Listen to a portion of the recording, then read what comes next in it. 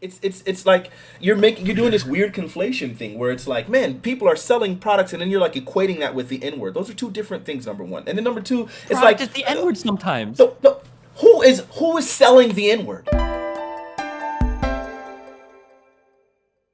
The reason Fanatiq came in here is because Destiny wanted to do the thing, right? And everyone, if you don't want to be here for this, then you should exit now. Wait, I was just half memeing. What is this? Oh, you were half memeing. Oh, okay, never mind. Wait, hold on. It's 1:30 a.m. and I'm cold. I'm down to have a conversation down the line about responsible platforming. No. That's the platform thing. That's some other time. No. Fanatiq came in because Destiny talked about the N-word. And that's what you wanted to fight there for sure. Now, can we do that? I can get so many virtue signaling points right now if I take the anti-N-word side. I could really boost my left reputation. Okay. Wait, hold on, Vosh. Are you talking about black people can't say it either?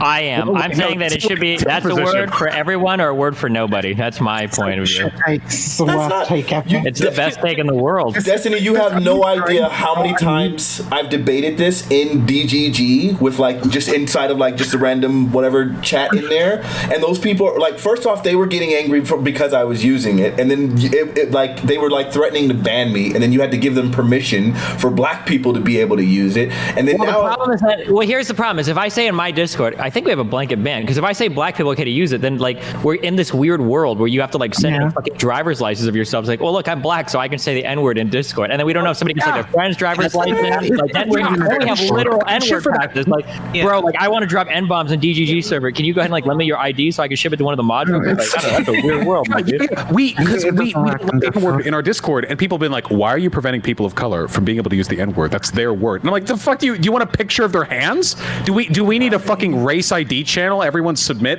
their fucking 23andMe results to determine whether or not they can. What's the line there? Look, we need a race checkpoint every time someone goes into a Discord. You gotta, also, let's be real. It's Discord. How comfortable are you going to be submitting yourself to a racial database? I don't know about that one. I mean, I wouldn't be no racial database. I mean, it's just sometimes you just know. You can tell by the way people speak. Tattooed in their forehead, so everyone knows they're marked, like in Inglourious Bastards. You can tell if people type if it's their race. Oh no, not typing. It was just inside of the actual voice chat, like the way we're voice chatting. And like some people have gotten really good at imitating it. Haven't you heard Steven Crowder's like recent imitation? It was like spot on. Okay, listen, I just heard great by their voice. Come on, man. Yeah, hold on. There was like a 3-hour conversation here about there's no difference between men and women, and I don't think you were gonna sell me too much on that. That is I'm not gonna tell me too much on the race voice 100%. Thing, okay? Oh Christ! Did you know that if actually, hold on, Mr. Fanatiq? Okay, you probably don't know this, but did you know that if you increase the resonance of your vocal cords, you can actually sound blacker, and if you decrease the pitch, wait, how did this go again? Where is Alice at? All right, get your scalp forensics tools out and decide.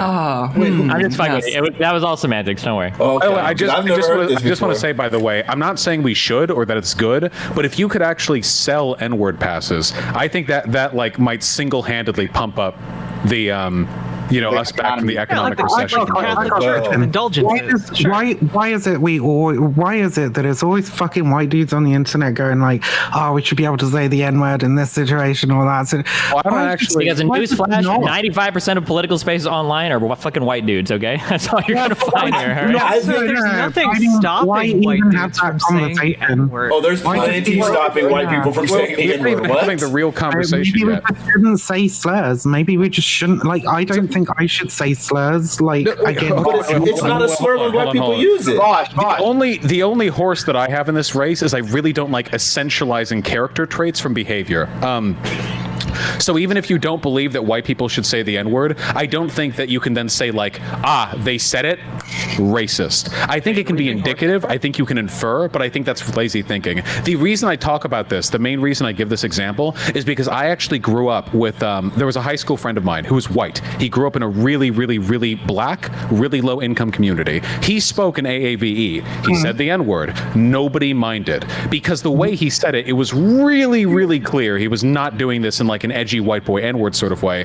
That was just how he talked. So sometimes when I hear people essentialize it, I just think back to that guy whose name that I will not share, and I just wonder how he's doing, you know? But well, it depends. I can tell you, Vash, how he's doing. Listen, if he stayed within that specific neighborhood and continued to use that word, he's probably doing perfectly fine. If he migrated outside of that area and then decided to use it around other niggas, chances are he's not doing particularly fine. I'm throwing a wager with that. But like the bottom line is that white dudes can say the N-word. They just don't want the negative consequences that go along with it. Okay, when we say, okay, let's be a little bit generous with the language. When we say people want to say the N-word, what they're saying is they want to say it without getting their lives destroyed. That's what they mean. Like, it's kind of like if you, this is like the game that we play where you're like, can I go to the bathroom? And she's like, you mean may you go to the bathroom? It's like, well, no, technically I mean, may I have your permission to use the restroom free of repercussion in this particular period? Like, yeah, there's like a whole bunch of subtext of language. Okay, obviously when people say, can I do something? They mean, can they do something without getting in a fuck ton of trouble? Like, that's like asking your like wife, like, can I go cheat on you? And she's like, yeah, of course you can. And then you do it. And she's like, oh, well, I'm divorced. And you're like, wait, you said I couldn't. It's like, you didn't ask me if I'd be okay with it, though. You didn't ask me your freaking confidence.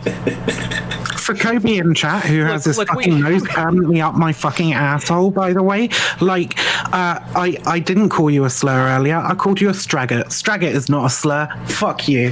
I will die on that hill. Wait, what does straggot mean? Depending on how local you we're are. doing the straggot discourse now. Hey, Wait, what does straggot mean? Hold on, what does straggot? Straight word like that. Slur. What? There's no way that's allowed to be said. On Twitch because I sleep with men. Am I allowed? No, you're not. No, you can't. I promise. Okay, I'm unironically asking. I'm used to YouTube TOS. YouTube TOS is the Wild West, baby. I'm bowing out. Don't belong to them. It makes me feel powerful. Thank you. Thank you. And I'm sorry. Everyone go follow Remote Jack. This is giving me cancer. I need to leave. Bye. I'm gonna reiterate. The reason I don't want white people saying slurs is because it makes me feel powerful that I can say things that they can't say. All right, it's the same thing with being gay. I can call them the F slur, but if they say it to me, homophobic. Right? White genocide. Exactly. I think the good measure of whether or not you can actually say a slur is basically like, has it been used against you to denigrate you for something that you are? So not if you're just like a straight boy who's been called the F slur, right? Because everybody's like, gay bad, you're gay, haha, right? But like if you've actually been called it to denigrate you because of some immutable characteristic that you have, you can use it to like refer to yourself. I think that's fine. I actually think the strongest argument for the whole white people can't use the N-word thing is actually the same reason we encourage table manners. When you set standards, even if they're arbitrary to people, the degree to which they're willing to follow it usually signals their willingness to act in good faith in other types of discourse. So even if we acknowledge that saying the N-word itself, and I just mean saying it, like the vocal expression, the noise coming from your mouth, doesn't hurt anyone, unless I guess you do it really loud in their face or something, you could argue that accommodating that type of behavior and normalizing it would make it harder for us to detect actual racists. So in that case, it's more of a utility argument about being able to distinguish between people willing to follow those social standards and those not willing to follow them. At least that's how I understand. But you don't even have to go into all that. It's going to be right like that the magical spell clip, right? Tomorrow morning, you're going to see this on Twitter again, right? They're going to give you shit.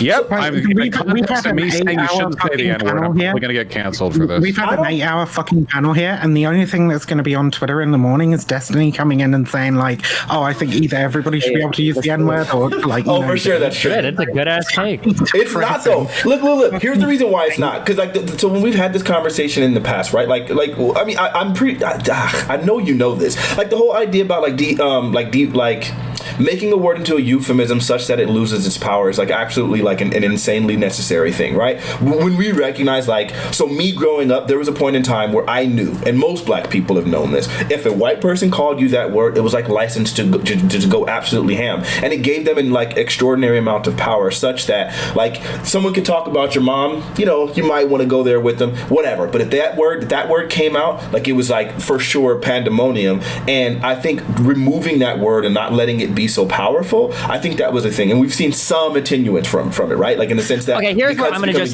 this whole thing. Okay, this is just here's the thing. Okay, I think that I just want you to know I want to video game myself every time I say N-word on your stream pine page. Okay, just that expression just triggers the fuck out of me. But okay, listen. Okay, we have reached a point where black culture is ubiquitously like some of the most popular culture, in the very least, the Western world. Okay, where rap and hip hop are like the most popular forms of music. Most people know how to use the the N-word in like a, I don't know if I would say brotherly or in a friendly manner, it's usually pretty obvious or easy to pick out when somebody's doing it. Like, I have a hard time believing that like somebody, you know, like says it to somebody and you're like, wait a second, was that guy calling me a racial slur, or are these like people just like talking or joking around with each other? And like, I don't agree with the argument where it's like, oh, well, we take it back when you use it in a friendly way, because there are even examples of like black people using it like in an offensive manner to each other, but somehow like that's okay and doesn't like cause any like problems either. So like, I don't know, like it's just like, I just think it's such a silly dumb, like if you hear like two white dudes and they're like a black friend and they're talking to each other and they're calling each other like N-word as or whatever, like the idea that somebody would look at that and be like, no, this is fucking horrible, oh my god, that was it's like, dude, these guys don't give a fuck. Obviously they don't give a fuck. I don't know if this is really contributing to like more racism in society. Like, who the fuck cares? But that's not true. Look, first off, even when we're using it like so like we do use it as a euphemism, like meaning something positive, like you my nigga, right? But then we also can use it like as like sort of like an expletive, but not meant to dehumanize, right? It has an entirely different meaning. Like, even if I'm like, I hate that stupid nigga, right? Like, that's not me thinking he's like a dehumanized person. It's not me trying to speak negatively, or I'm not trying to dehumanize him or devalue him as a person with this word. It's more of like, this is just a random expletive. I could have you like replaced it with any word, right? But it's not meant the same thing. Whereas in the past, the way that word was used specifically against us was something particularly vitriolic. And then also you have this whole thing where it's like you do give someone a pass where you can reasonably expect, because of the shared oppression, because of the idea that somebody's been in this case, that you know, like the likelihood that they're meaning it in that specific way is kind of nil, right? Like, for example, my brothers and I, we make mama jokes, right? Like, he might say something to me and I might say your mama back to him. When I'm saying that to him, he knows that he has all of these other... Dude, like, I am fucking on board. You're making my private language argument right now. Like, no, yeah, with some people you know. 100%. No.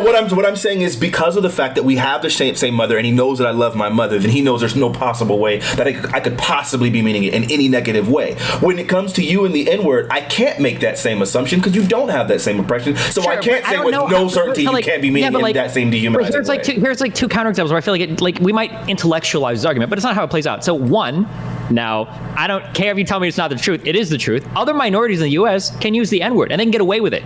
Like, gangsterly Asian people could do it, and Hispanic people could do it, and they can get away with it, and they're fine. They'll do it, and nobody's going to wait, you can't. What? Mileage may vary.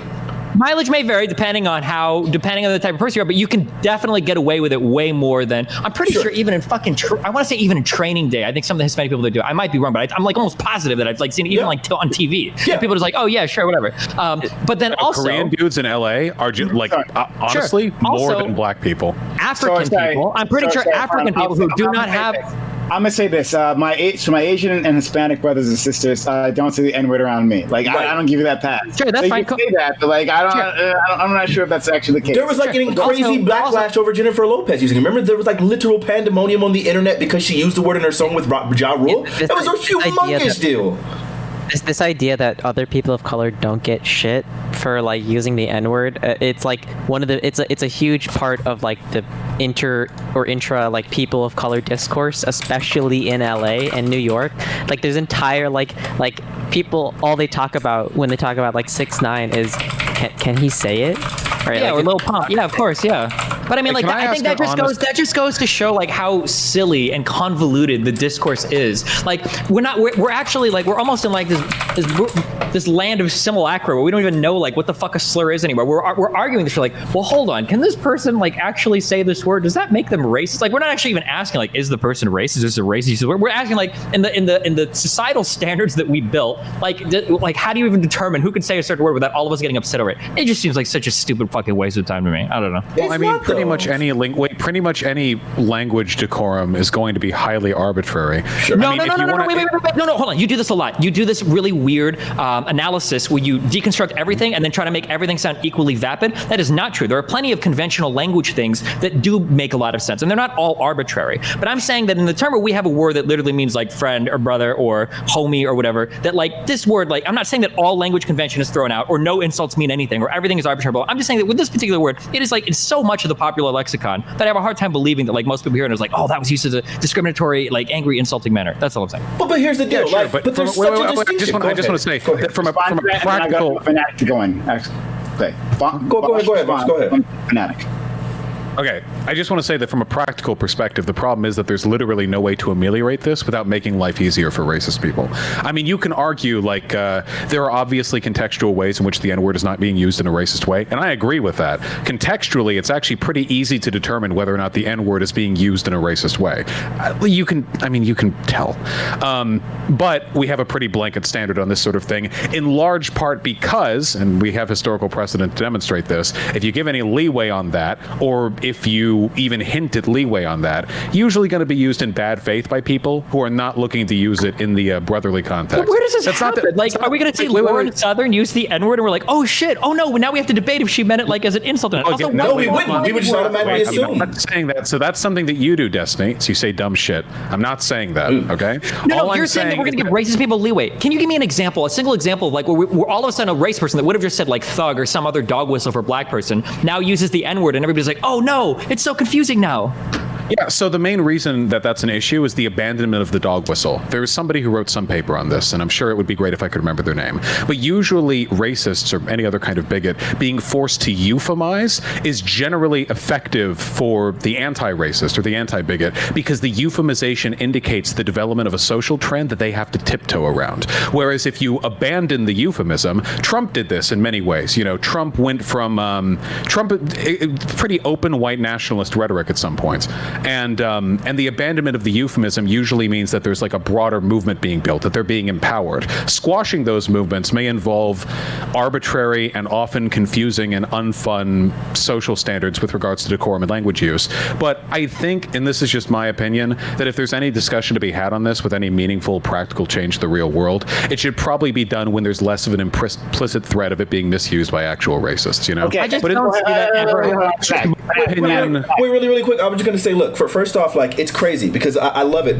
Black people use this phrase all the time. I don't know how familiar you guys are with it, where we say that they love us, they hate us, or everybody wants to be black, but nobody wants to be black. Like, both of those things refer to the fact that, yes, you're right. Blackness is all around the lexicon, right? And it's like, obviously hip hop is one of the largest, most consumed medias and like whatever, right? But then just the simple act of trying to get people to actually identify with some of the struggles that we face, like all of a sudden there's crazy backlash. You want to start talking about things that are like super popular amongst African Americans, like reparations, and then you got white folks that are like, hell nah, hell to the nah, right? Like less than like 30% of them will get behind that. But then they want to get behind the words like the N-word, or they want to start appropriating things of our culture that are popular or fun that they've used for like entertainment, like rap or whatever, right? They'll use everything that we do, our style, our clothes, our music, our cultural influence, but literally not identify with a single aspect of any of the oppression or any of the struggle, or identify with how they relate to that struggle. So then it's like, yo, I don't want somebody to feel like, well, look, you guys are really cool and you guys are really popular. Let me just go ahead and share this thing with you guys that we used to use to completely dehumanize you guys. But let's go ahead, let me use that because right now it seems kind of cool and it's the end thing to do, while literally not identifying with any of the things that actually have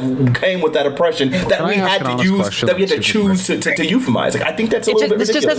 It doesn't make any sense. Like, I understand that there are issues with people not identifying with like actual struggles, of course, but like this idea that you're upset that a population of people like won't identify with more like fundamental struggles of the black community, which I acknowledge, of course, is definitely a thing that exists in the black community. Now, that's not to say that no struggles have ever been overcome in the black community. There's been, at least over the past 250 years in the United States, significant progress in that front. Obviously, everything hasn't been solved, okay? But to say that like, oh, well, you guys don't identify 100% with this, so we're not comfortable with that. But then you still use that language in popular media to make millions or billions of dollars off of like white audiences, and then to expose them to that, and then to turn around and get upset when people start emulating it. It's just like, that's really weird. Like, we want you to buy our clothes, we want you to buy our shoes, we want you to buy our songs, but like, don't like use, like, I feel like the perfect like microcosm of this was that poor fucking white girl that Kendrick dragged up on stage to sing his fucking song with him, who had no idea if she was supposed to rap the N-word or not, and did it, and even Kendrick got confused, where he didn't care, and then the audience started booing, and then Kendrick's like,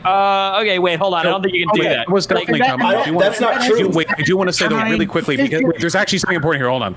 So you said they want you to consume your culture, buy your shoes, what have you. Just to be clear, while black people may be up and about doing the music and saying the N-word, the people behind the merchandising and publication of these cultural trends are generally speaking white, not that sympathetic to black boring struggle. and not relevant to the slightest. No. I got it. I got the response. Let me respond. Wait, that might be at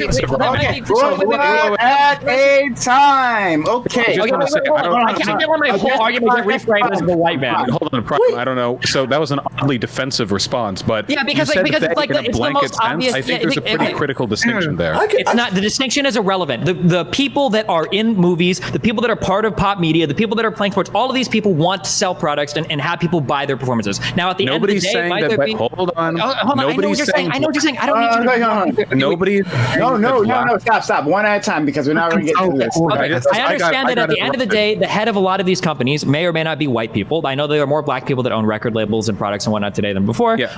Like Dr. Dre, Jay-Z are examples of people that have founded record labels. Yeah, but none of that changes anything because Lucian Grange still signs all their checks, like as Kanye West. Sure, like and I'm sure at the end of the day, sure. Wait, please. So the reason why that matters is because very often using the blanket "they" there can imply or infer the implication that there's some deliberate double standard going on, or moreover that like the black community is trying to have their cake and eat it, which is generally not the case. So again, you reacted very strongly to that. I apologize. Because it's a distinction that looks really good but means absolutely nothing. So like, hold on. This is a problem that I have with you. You're so sensitive to rhetorical tricks that you unironically pull the debate tactics bullshit people whine about with you, and anytime I make a salient point that you feel might have looked good, you call me out as though the only reason I could have possibly made it was for optic points, rather than to actually like delineate because the distinction is irrelevant. Because the point that I'm making is at the end. Relevant. No, it's not. The point that I'm making is that at the end of the day, absolutely relevant. Yes. I can tell you. Wait, chill. At the end of the day, black figures in pop culture that are selling products, whether they have at the end of the line a white guy that's like signing their checks or a white guy that like runs a fucking factory, at the end of the day, they are making conscious choices to include certain language inside of the pop media that they sell, and they want to sell that product to white audiences, okay? If you go to a fucking Kendrick Lamar concert or a Kanye West concert, it's not all fucking black people in the audience. It's like fucking 90% fucking white people, okay? Well, so sure. We can't. I understand. It's about white people.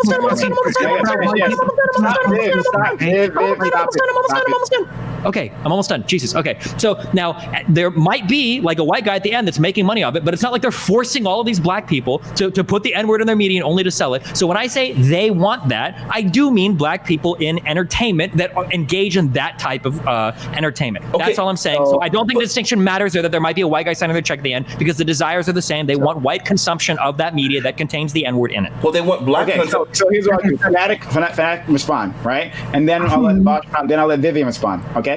Okay, really quickly. So look, it's like you're doing this weird conflation thing where it's like, man, people are selling products, and then you're like equating that with the N-word. Those are two different things. Number one, and then number two, it's Product like is the N-word sometimes. No, who is selling the N-word? Who is selling the N-word? Rappers that use the N-word in it's part of their art. What do you mean? No, okay, listen. It's one thing to say, like, this is like like, this is just part of the verbiage, right? Like, you wouldn't say that a black person is selling the word the because they use the word the in their music, right? Like, the fact that they're using the N-word in their music, this isn't part of their brand. They're not selling the N-word. It just so happens to be part of their vernacular. What they're selling is themselves. They're selling their own image. They're selling just an entire package. Typically, that comes with, like, a music video that comes with an entire image. But the N-word is not a significant part, a significant distinguishing portion of their image, such that they would be selling that thing. Furthermore, you mentioned the thing about like, oh man, they want to use their clothes, their you mentioned their shoes or their whatever. Like the fact that we don't own any of that stuff in the vast majority of cases. Now you might have Kanye with his Yeezys, right? But in reality, the vast majority of like Dr. Dre. Yeah, but I don't even remember Jay-Z having a shoe line. I remember him having specifically Fat Farm, or was that P. Diddy, right? Like the fact is, yes, these people do end up selling like clothing lines and stuff. But if you remember, one of the major clothing lines that he made was FUBU, which was really intended for us, by us. It wasn't really intended for white people to be wearing, but they went ahead and did that anyway. So a lot of this media is actually aimed specifically at black people. It's just that white people can't help but consume it because it happens to be particularly beautiful. And regarding that thing with Kendrick Lamar, that girl in that situation, it was very easy for her to quote those lyrics without saying the N-word. I played in a country band for about 3 years. We played a song called Redneck Woman. I never ever sang that song when we were on stage. I would sing every other lyric besides that one, because I would be playing to largely a white audience, and I didn't know how offended they might have been by it. So I would always just stop at that line. It's not that hard. Or it's the same way how like parents, or it's the same way how like children, when they're singing a song that might have raunchy lyrics, will stop at the specific lyric in question and not say that specific thing in front of their parents. It's not that difficult. It's not that hard. Shouldn't be part of your vernacular. It's really, really, really simple. Just abstain from saying that word. We do it all the time. When you, for example, say in a video game, or when you talk about when you wouldn't say the F's or when you find a substitute, right? Like there's plenty of times where we do this. Why is it so hard for someone to be expected to do that with the music when we know that this is a word that happens to be dehumanizing, that large amounts of people are really offended by, as demonstrated by that concert? If it's so horrible, then why the fuck is it in the song so much? That doesn't make any fucking sense. It's only horrible when she does it. Okay. It's not horrible when we do it. She's reciting your lyrics. She's reciting your lyrics. How is it horrible? Okay, all right. So I'll let Bosch back, and then Vivian, and then Demon Mama. So all right, go ahead. Ooh, okay. So first of all, Destiny, saying something misleading and then getting mad at me because it's rhetorically effective to point out your mistake is actually a debate tactic. I'd calm down with that if I were you, because it's getting super tiring, all right? The fact of the matter is that black culture has been commodified in ways that have absolutely led to the dissemination of their values and cultural exports being spread in ways that they didn't have direct control over. The fact that individual black artists want their music to sell well does not mean that there is not often a significant cultural difference between the broader will of the music industry, of the culture industry, and the artists who are a part of it. Second of all, no, wait, you actually got to the second of all part when y'all were talking. Third of all, well, like, I don't even, I don't even understand like what the issue at hand here is. We're not going to change our standards right now on the N-word. If anything, it's only gotten more strict with time. If we want to, which is probably a good thing, at least it's indicative of broader positive social trends. It's interesting then that we're so critical of like the specific semantical influences of the N-word and how we use it and how we can use it and why it's wrong or bad or unacceptable if we're white. But the fact that it's become more acceptable is generally indicating a positive social trend. So if anything, why don't we talk about something a little bit more productive? Why don't we talk about like, are there any specific contexts where it can be used due to cultural influence or just a spur of the moment decision, where a person wouldn't be considered racist? Are we too hard on people who use these moments in the spur of the moment? This broader conversation on whether or not, this ridiculous talking point, whether or not if the word is bad, why do black artists use it? I mean, we're probably regressing into conservative discourse here. All right, you can respond, Destiny, if you want. Then I'm going to go to Vivian and then to your mama. For Mr. Fanatiq, okay, listen, if you literally have somebody, okay, you create a piece of art and it is a song, people sing to your songs, okay, and you show a person, yo, listen to my song, like, don't you like my song? And you're like, oh yeah, and one of the things you do when you listen to songs, you sing along with it. How weird is it that in the context of your song, you're including words that if they were to repeat them while singing along with your song, like become dehumanizing? That entire like cultural exchange there, it's just mind blowing to me. It seems so crazy. It's okay. It's all right. Really quick. It's really quick. It's not particularly crazy. We do this kind of thing all the time. We make distinctions for certain people, right? For example, like maybe you have a sibling and you might joke around with your sibling, and you can say all that you want to and talk trash about that sibling. But the second someone else does it, it's not considered the same, because you don't have the automatic presumption that it's meant from a place of love. In the same sense, like where I can call my brother and I can talk bad about my brother, and it's automatically assumed from the very beginning he knows I love him. So there's this presumption of love that he's going to say, okay, yeah, I don't know, he doesn't mean it that way. Some random nigga from the street says it, then all of a sudden it's a very big different thing. I can fight with my brother, and it's fine. We can be literally throwing blows, right? But the second somebody else wants to jump in and start fighting my brother, now me and my brother are going to unite against that person, right? So there's plenty of times where we make clear distinctions because of the fact that we have this already automatic presumption because of some sort of kindredness that we would make a distinction for. So just because of the fact that I happen to make a piece of art, and I'm not going to white people specifically and saying, hey, white people, I want you to consume my art. That's not even what's happening. It's just I'm releasing this music to the world. White people happen to consume it, and white people decide that, oh, all of a sudden I want to use this thing that you're using that's really specifically for you, that we've already made a very clear distinction. I don't think that's weird at all. It's really, really simple. Don't do this thing that I find offensive. Vivian. Okay, cool. Yeah, white people buying black music shouldn't say the N-word, and the reason they shouldn't fucking say the N-word is because of what Fanatiq was talking about earlier with like understanding struggle. If you're going to enjoy culture that comes out of like a group that's separate from your own, you should have some sort of respect for them. And in the United States, that definitely means having respect for the struggle of black people. And this goes to the shit that I say all the fucking time about the quote unquote universal shared struggle, and more importantly, letting other people lead in their own struggles, right? And dictating the terms of their liberation. And one of the things that black people in the United States have decided, right, is that like white people probably shouldn't be using the N-word, right? And when you engage with another struggle and they say this is the way that we want to achieve our liberation, it's perfectly reasonable for you to say, well, no, that's too much, or that that's immoral or whatever. If they were just, if you were engaging with a black person and they said, oh, I just want to kill all white people, perfectly reasonable for you to step back and go, actually, I think that's really fucked up and we shouldn't do that. But like when it's something as like benign and effortless as just like, don't say this one word, right? You choosing not to take that tiny, tiny, tiny step signifies that you're not willing to engage with the black struggle. You're not willing to let them lead in their own liberation, right? And so that's to me is why I don't say the N-word, because basically black people are pretty problematic of you. Okay, so the brothers example, I think, why is that problematic for me? What? Hold on. No. Let's see if Demon Mama has something respond, then we'll go to Demon Mama. Okay, I think the brothers example is a really good example that you bring up, because that's an idea of like a type of humor that you're using with another person that you wouldn't be okay with a third party coming into. So for instance, if I was with my fiance and I'm giving her shit for being a woman and she's giving me shit for being a dumb man or whatever, if some outside party came in and started shitting on her for being a woman, or one of her friends came in and started shitting me for being a man, right? This would be like, okay, wait, hold on, this is fucked up. Or like there's a million other types of those types of jokes. They're like, well, hold on, wait a second.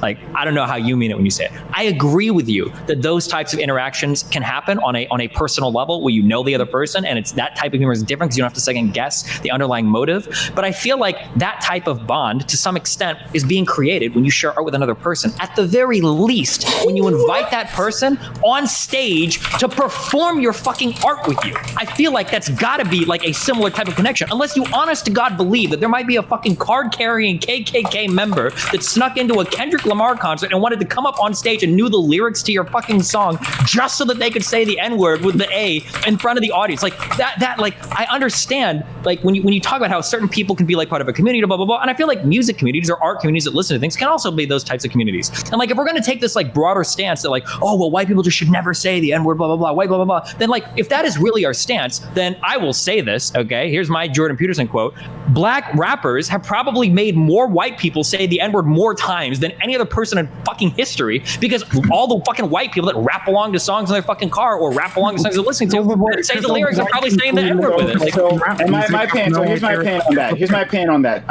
Because on that specific issue, you're harping on this specific issue of Kendrick Lamar and the person, right? So I remember this happening. I hate panels. I hate panels. Why can't I respond? I don't think it was a big deal. It was. Yes, it was. It was. Like I'm giving white people the N-word pass or anything, right? But like, look, it was in the moment, right? As she said the word, right? And it's no big deal. Like no one needs to be canceled. No one needs to be hounded. No one needs to be harassed the way she was. I think though. So I get the urge to say it within the context of a song, having that shared experience, right? And that's what you're going for. Yeah, sure, right? But beyond that, why? Wait, right? Why sing the words to any song you listen to? What do you mean? No. I said beyond that. Beyond. Please. Look, Demon Mama is about to die because she can't speak, and watch her not have anything important to say. That's the craziest part. She better have something like OD to contribute here. And our one-on-one context. There's no reason, Destiny, that you never need to say that word to me, right? There's no reason. Probably not. You sound like you get super mad. There's probably a lot of things I wouldn't say to you, though. Exactly. But like this urge, I saw it in college. With the white guys, right? And always white guys. In fact, I don't ever remember a white woman asking me, right? But always white men specifically coming to me asking to say this one particular word, that they had to say it, right? That this wasn't in their lexicon, right? And they didn't talk about not even other racial slurs, right? And there's more than one, right? Of course, there's more than one than just the N-word, right? To black people. So more than black people, but not that, right? It's just this one word that, like, because of the taboo of it all, it has to be in their mouths. No, it doesn't have to be in your mouth. You can just let this go. There were anti-Asian slurs, say that. right? That's not there were anti-Asian slurs. There were anti-Asian slurs that I will never say, right? Anti-Jewish slurs that I will never say. I don't know their struggle, right? I stand by my Asian brothers and sisters. I stand by my Jewish brothers and sisters, but I don't know their struggle, right? I'm not a part of their oppression. That's because Asians aren't out there popularizing Asian slurs.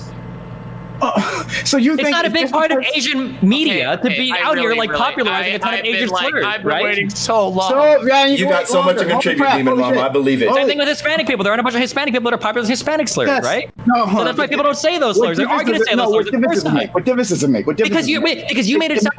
want to say the N-word because it's just so taboo. That's the only reason to say it. That's not the reason why they say it. They want to say it because it's part of the most popular fucking cultural fucking movement across the fucking world, like hip hop and rap. That's why people want to say it. No. Then they'd be asking to say it within the song. Then if that was all it was, right? Oh, I want to be part of the culture, right? And the culture, right? This culture that I'm involved in, the hip hop world, right? Well, they're saying it there, right? Why can't I, within the context of the song, just say that, right? Why can't that would be one thing? But it's not asking for that. They want to use it all the time. In any situation, right? Why? That's not, that sounds really weird to me. If some white people like that, but I mean, I think it's possible. But lots of fucking, again, white men specifically. But my prior argument still stands, though. It's because that word has been brought in is so insanely part of the popular like lexicon, and then combined with the taboo bit, and combined with the fact that it's used in like the most popular forms of media today. Like, yeah, I mean, of course, I'm just saying that like you can't compare that word to like bad words for Asian people or Hispanic because they're not popularizing those words in the same way.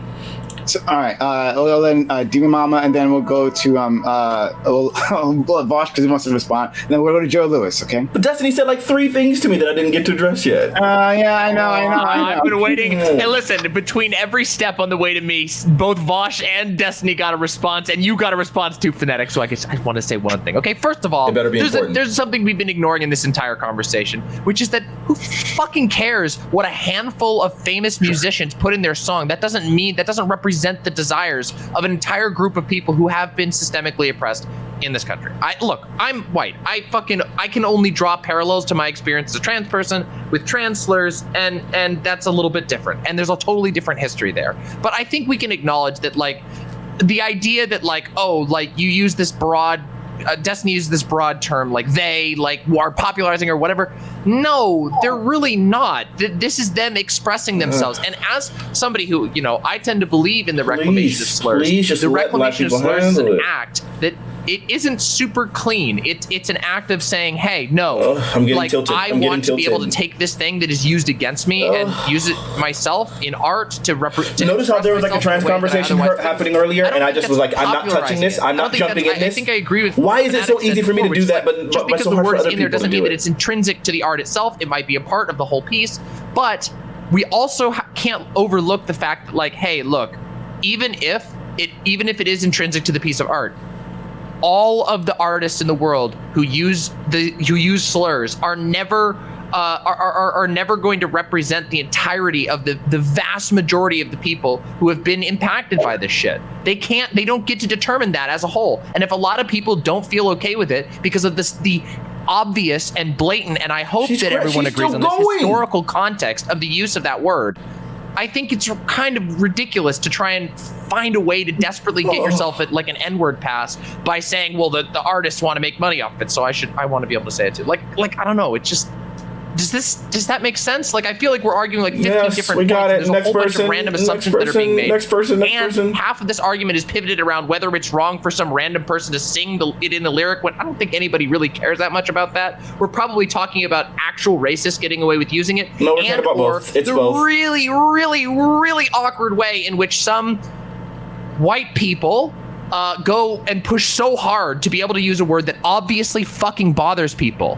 And I disagree with the point that you said previously, Destiny, about like, it's so obvious. It's so obvious that like when people are using if people are using the N-word in a positive manner, right? Like, is this what people? I have fucking fights here all the goddamn time, right? With conservatives about like the dog whistling words that people use here, the conservatives use, that Trump used, right? Like endless fucking battles to get them to recognize obvious dog signals, right? And so like if you say the N-word is now normalized for everyone else to use, right? Then racism doesn't exist, right, for them, right? Like, okay, no one is talking about like normalizing the N-word. Like, you're gonna just call everybody the hard R now, and now they've got all this cover. Like, well, I don't understand. That's this whole conversation. I don't understand this word. I don't understand this. What? That has been this whole conversation. Like it is about normalizing it. But wait, hold on, really quickly. Wait, do you think I'm talking about we should be able to call other people the hard R in society? You said everyone or no one. You said everyone or no one. Yes, you did. Okay, crime. Wait, no, I'm talking about like using it as like it like. talking about soft A? You're making me say N-word. And you will continue. I'm talking about people. Yeah, when people call each other the soft A is what I'm not saying that we should call each other the hard R all the time. Okay. What happened to dying on the hill with the musket? Prime, do you really believe this? Wait, Prime, do you think that I'm saying that we should just be able to walk around calling everybody the hard R? Maybe that's the source of all our disagreement. No. First of all, no. It doesn't even matter. First of all, okay. Doesn't change. That's a pretty important. But it doesn't change the conversation at all. No, actually, not this part. It doesn't. You don't think there's a difference between hearing somebody say like, "Oh, I don't like that guy. He's an N-word." No. I get that. I get what you're saying. I get what you're trying to say. Right? That black people are using the soft A in a familiar fashion, right? Yeah, the familial faction. That one. Yes, but as we all know, right? Like you can turn fucking any word into an insult, right? If you say that's just an argument against like protecting this one word. Then, like anyone. No, it's not. Listen, we get to reclaim the word. It's part of our healing. No. Yeah, it's like no. Let me. It's not part of your healing. Bullshit. No. Oh my God, it's absolutely part of our healing process. Hey, everyone, shut up. No. Everyone, shut up. I'm talking. I'm muting every single one of you. I'm gonna finish my fucking words here. Holy shit.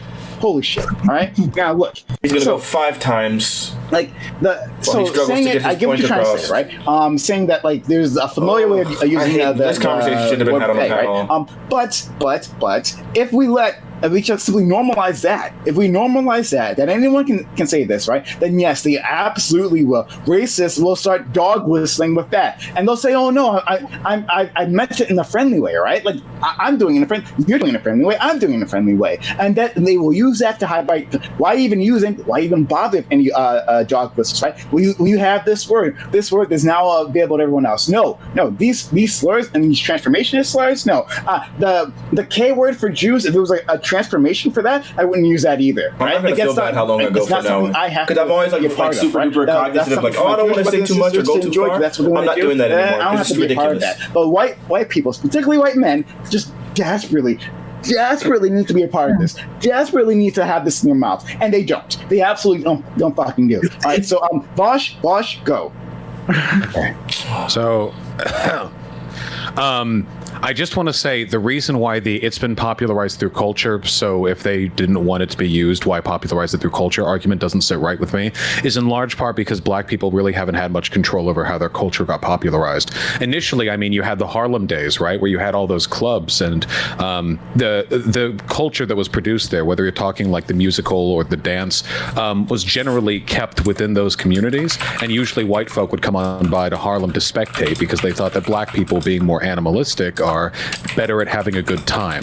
So these cultural trends got appropriated, and I mean, even really today, there are plenty of black artists who deviate from what we expect to see on the radio, but what sells is usually what sells best to white suburban kids. And what that means is that the industry will prioritize a select few voices, usually the ones that provide the most spectacle and the greatest amount of interest to their largely white audience. So to say that's representative of broader black interest strikes me as odd. It would be saying like, if there were a bunch of Milo Yiannopoulos type, like you can call me the F slur because I'm cool with it, I'm a degenerate, type of gay people, that it would then be okay to start, just casually dropping the F slur on gay people.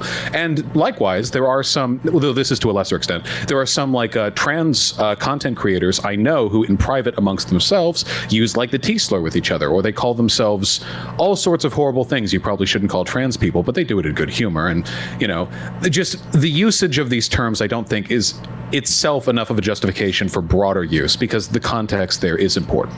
The context is important. I do think we can agree, I hope we can all agree on this, that the N-word, along with every other word, is not a magic word that inherently does anything. It all lies in social interpretation, and that culturally and contextually, there are instances where it's more or less harmful. It's pretty easy for me to imagine. I provided earlier an example of the white kid from my school who grew up among black people and spoke in AAVE.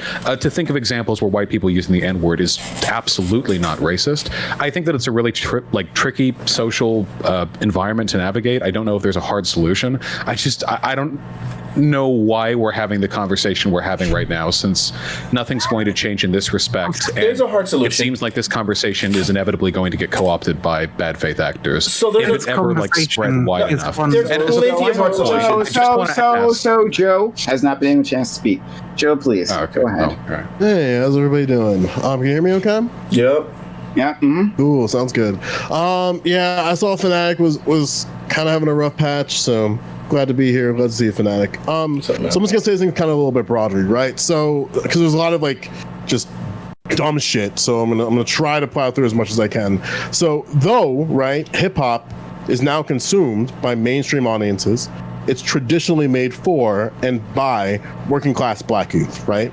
And that the sort of social survival within that in-group is based on your fluent use of AAVE, right? If we go just going on the hip-hop line for Black MCs, right, that word was generally used as a substitute for things like guy, and for more like a modern case of like friend, and then even it later evolved into more gender-neutral usage, right? More so, Black youth, on one hand, have a level of solidarity and identity with the use of that word within their in-group. And something that Fanatiq, I think, is trying to allude to here, which I agree with him here, is that despite the fact that people outside of this in-group are using the word, that word is not acceptable in these out-groups. Finally, I guess, I guess it's like something that people aren't understanding with rap, right? So when people talk about like, oh, there's like Latin American people who are using it, oh, there's Asian people who are using it, it's part of their cultural survival within those communities. That's why you see gang members who are outside of the racial categorization of the majority of that gang still use the N-word, but it doesn't have like sort of this like multi-applicable usage across these different outgroups. But within the in-group, which is predominantly Black, in a vast majority of them, it's still part of that. Like and the N-word is part of this in-group within the Black community. And also like, it's the same reason why Eminem doesn't use it, right? And if Eminem, the perennial sort of like top level when it comes to white rappers, doesn't use it within their music, then I feel like it doesn't seem too far of a stretch for just non-Black people to just not use it in their vernacular. But so this whole conversation could just be one that's like had in the Black community, like the should white people use the N-word or not? Oh, we've already had it. We've had this conversation a bunch of times. Like this is the part. And it will probably be an ongoing conversation at some point in the future. But most people have decided no, you can't, right? And if you're gonna like indulge in Black culture, if you're gonna buy fucking CDs by Black musicians or fucking wear clothes made by Black people or whatever, you can show them the tiniest amount of fucking solidarity by meeting the very, very least, the most insignificant of their demands in their, for their fight for liberatory struggle, and just not fucking say the N-word, right? Like, I'm definitely it's not a big thing. It doesn't fucking hurt you in any kind of major way. Just like let them, even if you yourself don't fucking know why you shouldn't say it, it doesn't really fucking matter because it doesn't affect you all that much. You probably should. Wait, hold on, no. I haven't been able to speak in a while. Let me say a few things, because Destiny said a few things. And Prime said something, which I hold with, right? For one of the things that Prime, you said that it's no big deal, like when old girl was on the stage and saying that, right? And for you, maybe it isn't no big deal, but we obviously saw the vitriolic reaction from all of that audience. It was clearly a big deal for all those people. I would also like to point out something. My dad doesn't like me to use the N-word with him. I know we've had this conversation before, so I might use the N-word as frequently as I freaking want to, except for when I'm around my dad. So the fact that we have an entire generation of Black people that don't even like other Black people to use the N-word, it's really wild to me to be like, no, it's not that big of a deal. That like some white person was saying it in front of Black people, and a bunch of Black people recognize, like, no, we don't want this normalized. We're not okay with this. This is not something that we're okay with. Then secondly, this thing that you're talking about, like, well, man, they're putting it in their art, blah, blah, blah, blah, blah. This sort of thing right there, if we're going to take that to its end, you're basically denying Black people the ability to use some of their basic vernacular and some of their basic habits and express that into their art, right? Because Black people use these words on a regular basis amongst each other. The fact that we would go ahead and make artwork, and our artwork would be a reflective of how we we typically speak. The fact that we would be able to do that is absolutely, it makes all the sense in the freaking world. But then you're now making this excuse that, well, since you guys are expressing yourself the way you express yourself in your art, once white people consume this art that you made for yourself to express yourself amongst yourself, now all of a sudden you're giving them an invitation to use the N-word. That sounds absolutely ridiculous.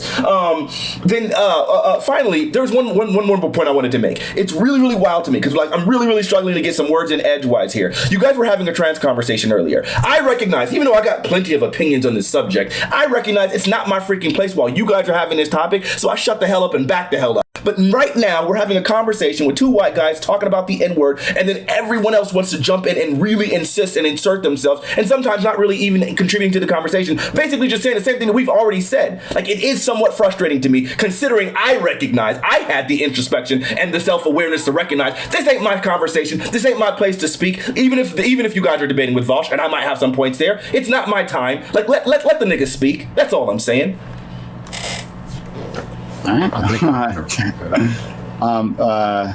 Destiny or Vosh, you want to respond to that? Yeah, I have a real question, okay? When I was in high school and my black friends offered me the N-word pass as a show of solidarity, what was I supposed to do?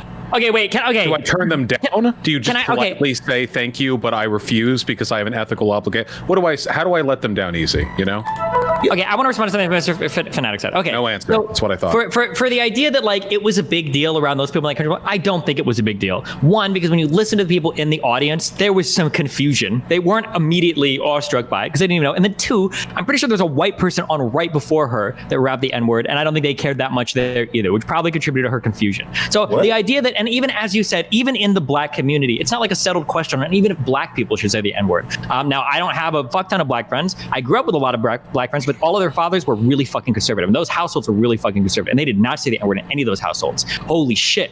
It was just not done. So like the idea that like, so the idea that it's like a big deal around anybody, like there, even in the black community, my understanding is that this is like a very divisive issue. Number one. Number two, the idea that what I said, right? So then why would white people use it if black people don't want other black people using it? They're like, black people just can't help themselves but use the N-word in all their songs as part of their culture, it's part of their language. What?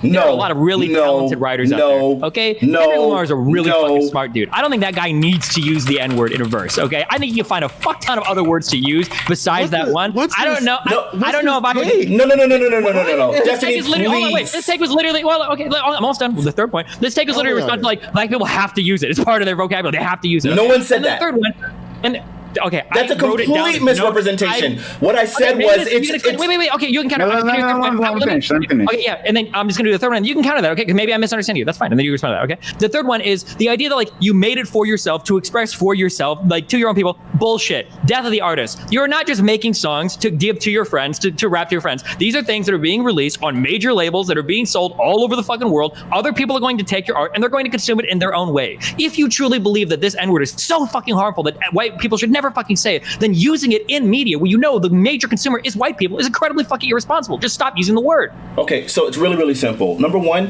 nigga, the word nigga comes out of my mouth all the time, nigga, whenever I decide to do it, nigga. So the idea that this word comes out of my mouth on a regular basis means that when a nigga decides to make some music, a nigga's gonna put the word nigga in his music because that's part of my art. That's part of my whatever. No one ever made such a ridiculous statement that he has to put the word in his music. It's something you would want to do. If you would want your music to reflect your culture. So if a nigga's using the word nigga on a regular basis, then a nigga's gonna put the word nigga in his music because it's gonna reflect his culture. It's gonna reflect his vernacular. So then that's something that most people would be able to identify with. If this is a word that we use on a regular basis, it's not about having to, it's about choosing to. Like, you could choose to do anything. Like maybe he likes rock, right? And he could choose to do that. You choose to make your art a reflection of yourself. So the fact that he decided to put the N-word in there, it's not a lack of talent, it's not a lack of ability, it's not a matter of necessity, it's a matter of choice. That's what art is. It's a choice, always, or else it's not art. So the fact that he decided to do something is perfectly normal and it's perfectly valid. The fact that other large audience decided to consume that does not mean that all of a sudden it's an invitation, and nor does it mean that he should have to temper whatever the freak he wants to do specifically because of the fact that, well, white people are going to consume it and I don't want them to get a pass. It's already known that you don't got a freaking pass. Furthermore, you also mentioned, like, yeah, that you've seen how conservative households really are uncomfortable with the N-word. Well, I mean, as I'm sure you're very well aware, lots of niggas are pretty freaking conservative with, like my parents, which is why they don't like us using the N-word. So all you're doing is just really parroting what I'm saying. So if black people got a problem with other black people using the N-word, what makes you think that black people are going to have a huge problem with white people who are using the N-word, who have used it historically so freaking harmfully? That's absolutely ridiculous. Okay, I don't disagree. No, okay. Half of what you just said, I agree with. People choose to put it in their songs, maybe because they feel like it represents like some culture they come from. They could choose not to. If you are truly worried about other people saying it, if you truly think it's such a harmful word, if there's even a division in the black community over it, then maybe taking it and putting it to some of the most sold and most white consumption-friendly media of all fucking time is kind of irresponsible. That's all I'm saying. Like, if you're going to cite like the black, if you're going to cite the black conservative father there as saying like, oh well, look, they wouldn't be happy with white people using it. Yeah, they're probably not happy with black rappers using it either. Just don't use it at all. Then, if it's that fucking harmful, that if some white guy driving down the fucking street rapping along with fucking Kendrick Lamar is causing the collapse of black society, then maybe nobody should have it in their music at all, or at least not music available for public consumption. Wait, but you're calling it? You just called hip hop the most white consumption-friendly music of all time, when we absolutely recognize that it's like hard-body black. Just the fact that we're a minority in the community and the music is literally made for us, but of course we're so freaking attractive that white folks can't keep their freaking hands off. That doesn't change the fact that it's typically made for black people. That's where it originated. The fact that rich niggas like Lucian Grange got their hands on it, and really, really big record labels got their hands on it and started distributing it to white neighborhoods and making it part of pop culture, doesn't change the fact that its original inception and the typical usage is specifically aimed at black people. It's specifically talking about black culture. It was largely influenced by black culture. It specifically has in-jokes specifically about black culture. It very much is a representation of black culture. So the fact that we're who are the mass consumers of it? Who consumes it the most? So white people. So the fact that white people outnumber us, like in this country, they're over 50% of the freaking population. We're only 13%. So the fact that they're the largest consumption of it doesn't mean anything. If we want to look at demographic, if we want to look at proportions, let's look at proportionally who consumes more hip hop. Proportionally, more black people consume hip hop than white people. Proportionally. So the fact is, it's still a music designed for black people, but because we're such a minority in this community, of course white people are consuming it. That's not a point against it. Like, come on. What? Let's say that you were crazy hypothetical now. Let's say that you lived in post-World War II Germany and you were part of a group of like Jewish people that were putting out Jewish, I don't even know what the fuck Jewish music is called, but some Jewish music that includes like a lot of like very derogatory in-jokes about other Jewish people references in your songs, okay? And then you sold that, and let's say like 80% of Jews listen to it and they like it, and then let's say that like 50% of let's say height of World War II, okay? Like German Nazi people listen to it, right? Would you say, well, hold on, now I understand that they listen to it, but they're just a bigger percentage of the population. But like the fact is that it's made for our community. Like, never mind the fact that it's being massively consumed by them. Never mind the fact that they might take a lot of that humor, a lot of those jokes, and use it in negative ways. Never mind the fact that like we're making money off of all of that harm that we could potentially be causing. Like, at the end of the day, I'm just going to use the excuse and say, well, it's meant for my people. I don't really care who consumes it at the end of the day, when everybody knows what's going on. You know that when you're Kanye West, you know that when you're any of these like really famous rap people, that when you release any of these famous rappers, when you release an album, it's going out to mostly white people. That's who you're going to be a major customer. So like, I don't think you can use the excuse like, well, it's meant for us. It's supposed to be in our community. It's like, okay, come on, bullshit. You know who's going to fucking buy it. Why would you include the N-word in it? Just get rid of it completely. Why do you need to say the N-word in the music? Like, sure, I can understand why you have such a bad position, right? It's really easy to have this really horrible position when if you don't understand how the music how the music actually started being consumed. Most of the time, these rappers actually start as like literally indie artists before they're picked up by a record label. Most of the time, they're really distributing within their immediate neighborhood. They're not even like largely distributing their music for white people. They're literally just distributing within their community. Then, like, I mean, plenty of them started with mixtapes that they were literally selling out of the trunk of their garage. I mean, out of the trunk of their freaking cars. So typically, this music is literally intended for people to be consumed within their communities, not largely intended to be consumed by large white audience. It's just normally that the money comes with white audiences. So after that, then once white people start picking it up, so are you now making the argument so you can make the music the way you intend to for large consumption by black folks, but the second you get on a record label, you can no longer make your music intended for your community because now there's going to be more white people consuming it? Or how do we believe? Yeah, 100%. This is called having a public platform, being responsible with your messaging. Yeah, of course. It's not irresponsible for me to share my art and my music. If we were talking about literally any other topic besides the N-word, any other topic, every single person on this panel would be in unanimous, enthusiastic agreement that like, oh, of course, when you market some piece of art to a wider audience, of course you have to be more sensitive about what your messaging is. Of course you have to understand that people are going to take your art and use it in a different way. For any other topic besides this, everybody would be in unanimous agreement. But because we're talking about this one specific word that people get so fucking weird about, then it's all of a sudden it's like, oh, well, hold on. Black artists actually have zero fucking social responsibility whatsoever because the N-word is just part of their culture. So they have to have it in all of their rap songs and in all of their lyrics. Like they just have to. It's just part of the culture. And they have no responsibility for any further harm caused by that. So, okay, that's an interesting point. But hold on, we're going to go to Joe Lewis and then we're going to go to Vosh. You got to stand up as well. And too quickly to you, Vosh, to answer your question before, because I thought that wasn't meant for me. But that I would just say to my friends if they gave me a pass for some other slur, right? That no. This is what I've literally done. You could say, no, I don't feel comfortable doing that. They insist, no, thank you, right? And you know what? They'll move on with their fucking lives. But I'm not sure if that question was directed to it. But no, anyway, I appreciate it. I was good in high school though, so I was following the path back then. So okay, Joe Lewis and then Vosh. Yeah, help me out with this hypothetical, Destiny, because you asked a hypothetical and then it looks like you went off of it. So you're saying, like, could you repeat your hypothetical again if you remember it? So let's say in concentration camp, Jews release popular hit music making fun of Jewish people, and they intend for it to only be listened to by other Jewish people. I don't want to jump on that. I don't like Destiny having a big platform. Most of the people buying it are going to be Nazis. Is it responsible for them to include all of those like cultural in-references, knowing that they signed on with a Nazi label that's publishing out to Nazi stores and selling to Nazis? And then at the end of the day, like if they hear a Nazi say one of their jokes, go, hold on, wait a second, that was our music. That was intended for our community. It's not cool that you're saying that. And then the Nazi responds, well, hold on, like you guys are selling it in stores for us to listen to and repeat. Like, what did you think was going to happen? This is a really bizarre hypothetical. What part of that is bizarre? And I will make it a one-to-one analogy for you. If there's some part you don't understand, I can it's absolutely one-to-one.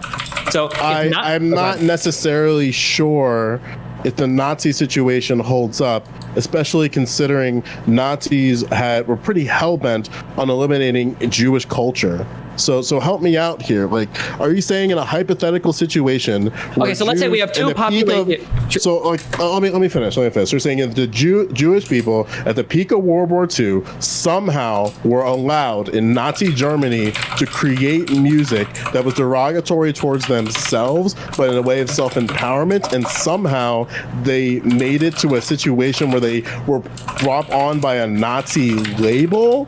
And then yeah, exactly. Yep, 100%. And then we're sold to Nazis in Germany. Would that be okay? What? The reason why that hypothetical is so bizarre to me is that you have to go through so many gymnastics just to rationalize the use of the N-word if we're bringing it over to the N-word conversation. I'll just make it a general thing then. The analogy is one-to-one. So the idea is, let's say that you have two populations. It's one-to-one. Because if Jewish people are doing that, it's a sake for for counterculture, and rap is counterculture. So no, rap today, my friend, is not counterculture. Rap is counterculture. Rap is counterculture. No, rap is so counterculture. Sorry. Despite the fact I understand that this is like a weak part of your argument right now, but it's not. And I'm like, I can be very gentle about it, but Fanatiq will go down your throat. So I'm telling you, like, to not die on this hill. Why is it counterculture? I don't understand. Why is it counterculture? Because it is very popular, right? Yes, but are black Americans part of the dominant in-group of society? That doesn't determine whether or not a piece of media is counterculture or not. I don't think you can call something that has been so assimilated into and so heavily commodified countercultural anymore. Rap and hip hop is literally the most popular culture across most entertainment mediums in the world. To say that's counterculture, it absolutely doesn't make sense. Despite the fact that it's consumed by mainstream audiences, it's still traditionally made for and by working class black youth. And no. And rap is largely rap is mostly consumed by black youth too. Like, I want to point out something to you really quickly, right? Like, yes, there are super mainstream artists, right? right? But for every one mainstream artist, there's like 30 underground artists, and those 30 underground artists are completely, the white population is largely oblivious to those artists. Those things are underground. Those things aren't mainstream. Those things aren't being consumed by white folks. So hip hop is still, for the most part, still black. And even these mainstream artists that you know, Kendrick Lamar, being in Compton, was already releasing songs long before he started becoming really popular, long before Grammys, long before any of that. Those songs. No. What I'm pointing out to you, I get you don't want to talk about underground rappers, but what I'm pointing out, what I'm pointing out to you is that rap is not just the mainstream drivel that you get to witness, right? For every one mainstream song that charts, that white people largely consume, there are like 200 underground, or no, not even underground, just 200 non-chart toppers that white people are largely ignorant about. You're describing this as every art in the world. Right, so then, rap music is largely consumed mostly by black people who are listening to all of rap music, not just the stuff that's mainstream and pop based. I don't think that's true, but I obviously can't prove that. I know you can't prove it. You're telling me that every black person is like an underground rap listener? Not every. It's not in everything. It's not every. It's this. That rap music is largely, mostly consumed within people's neighborhoods. You can agree with this statement. For every mainstream artist, they normally have large amounts of music and a large amount of discography, long before they ever get a record deal, which is largely consumed by mass media, right? Or consumed by the masses, right? We all start off underground. We all start off making our music on the low. We all start off within our communities, and that stuff is predominantly black originally. That's not what I'm talking about. No, I know it's not. It's what I'm talking about. I'm making the point. No, that's not what you were talking about. No, I am. I'm making the point that rap. I'm not making the point that rap is underground. But I'm making the point that I agree with you. Okay, let's just cut to the issue. I agree with you. If you're gonna say underground rap is counterculture, I agree with you. But don't say. I'm not talking about counterculture. I'm just saying that rap is largely consumed mostly by black people. It's not mostly largely consumed by white people. Like specific. The largest consumers are white people. For the mainstream rap. Yes. For mainstream, maybe even for underground, because I'm pretty sure in a lot of underground shows, there's a lot of fucking white people too. Dude, do you not understand? First off, I think we're getting lost in this stuff. We're not getting lost. I don't think we're getting lost. No. Okay. I'm gonna tap because I gotta get a vac shot. I love you, Joe. You're the best. Oh, good stuff. Okay, thank you, love you, Talk to Joe. you soon, Hi, guys. Joe. Be careful, go ahead, Joe. Vosh. You want to say something? Yeah, okay. I honestly think that this topic is a complete red herring. So Destiny earlier talked about Jews in Germany and the promotion of anti-Semitic language through Jewish media that was popularized in Nazi Germany. And I think that would be analogous were it not for the fact that we're talking about the soft A here. I think that the N-word soft A is unique, at least to my knowledge, it's unique, in that it's pretty much the only slur that has been selectively reclaimed, maybe not amongst all groups, but there's definitely a unique relationship between black people and that word. It's not like the K slur with Jewish people. Don't think they're just like casually calling themselves that in private. They could be. Maybe I'm wrong, but I don't think they are. So the problem with that is that because it's a word, the soft A, that black people use amongst themselves sometimes, but don't feel others can use, that means that inevitably, as long as that dichotomy stands, it will remain a fact that the use of that word will be popularized in the kinds of media that black people produce. Because the kinds of media that gets picked up by record labels will be the kind that is the most intensely fascinating to a broader audience, and that will usually be ones which best reflect characteristics that are endemic in the black community. This has been happening for a century. All the way back to horror, even before then too, with like gospel hymns and shit. It's always been the blackest culture, or at least characteristics that are simultaneously foreign but still palatable to a white audience. Those are the ones that get promoted. So it's a fact. As long as black people use the soft A with each other casually, it will get popularized in public media. So this whole question about responsibility on the part of producers of media is honestly a red herring. This is inevitably going to happen. The real question is, what do we do with the world as it exists now? Do we try to depopularize the use of the N-word amongst black people? Yes. Thus they do it hold on. Thus they produce it less in broader media, thus it gets normalized less, thus everyone uses it less. Do we acknowledge that the system we have going right now is flawed but somewhat stable? Or do we all just try to normalize the word as much as possible and push for everyone to use it? Now, personally, I think there would be severe consequences to the first and third options for a wide variety of reasons. I think the best option that we have right now is to try to rectify and refine the system that we have presently, which is in certain respects arbitrary. I'm not going to deny that. And sometimes I do think white people get shafted a bit. I feel for that white girl at that Kendrick Lamar concert. I really do. She looked really confused up there.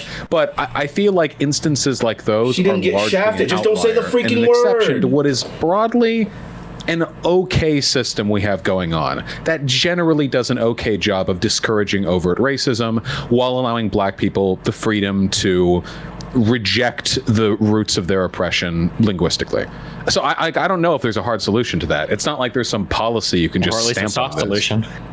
I mean, yeah, I'm a reformist, I'm just trying to take those incremental solutions. So let's go to our relevant and Demon Mama and Red. I just want to say thank you. It's getting pretty late. I think I'm going to go. I had a wonderful time. Good luck with the rest of the convo. I need some food before I go to sleep. Okay. Okay. Bye. Thank you, Bosch. All right, good night. I didn't want to say anything except that I was gonna say that I'm gonna hop out. Okay. Right.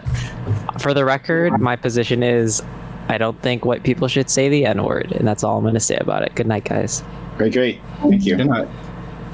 Okay. All right. Relevant. All right. So I think kind of a core aspect of this conversation isn't necessarily what Vosh was getting at. Vosh seemed to get at kind of what we ought to do necessarily as a result, pragmatically inside of society. That, to my knowledge, isn't what could be talked about, and I think is more important, which is whether or not it can be wrong for a lot of black artists to be able to put the N-word inside of their music in the capacity that they have, or what have you. Whether or not they continue doing it, it's they're gonna continue doing it, regardless of almost anything. It's just gonna happen. So I don't necessarily think the pragmatic argument of well, are they actually gonna do it? I feel like that's kind of separate. And I also, I really wish he was here because I feel bad about addressing his points when he left, but he was talking about how it will just happen. I never liked this argument. I mean, we could say that us as political streamers can use the F word because it's going to get popularized anyways. It's going to happen. So why would it matter if we use it? I don't like the argument of it's just going to happen, because then it obfuscates any reason for us to actually have any moral culpability towards our actions.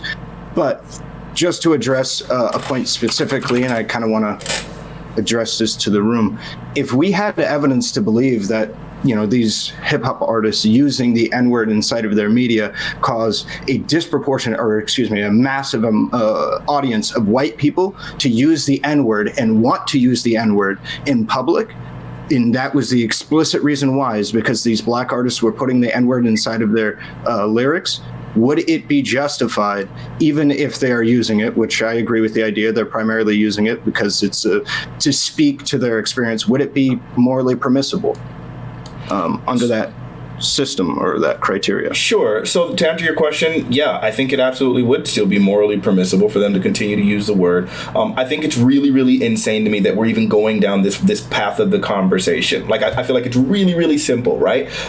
Someone said it in my chat, and I thought it was really, really poignant. He said, white people who want to be allies to black people should recognize that a lot of black people don't like it when white people say the N-word. So you can respect that and just stop, because it invokes racism. Secondly, white people who don't care about the feelings of black people cannot recognize that, and they invoke racism for some black people, and they don't care.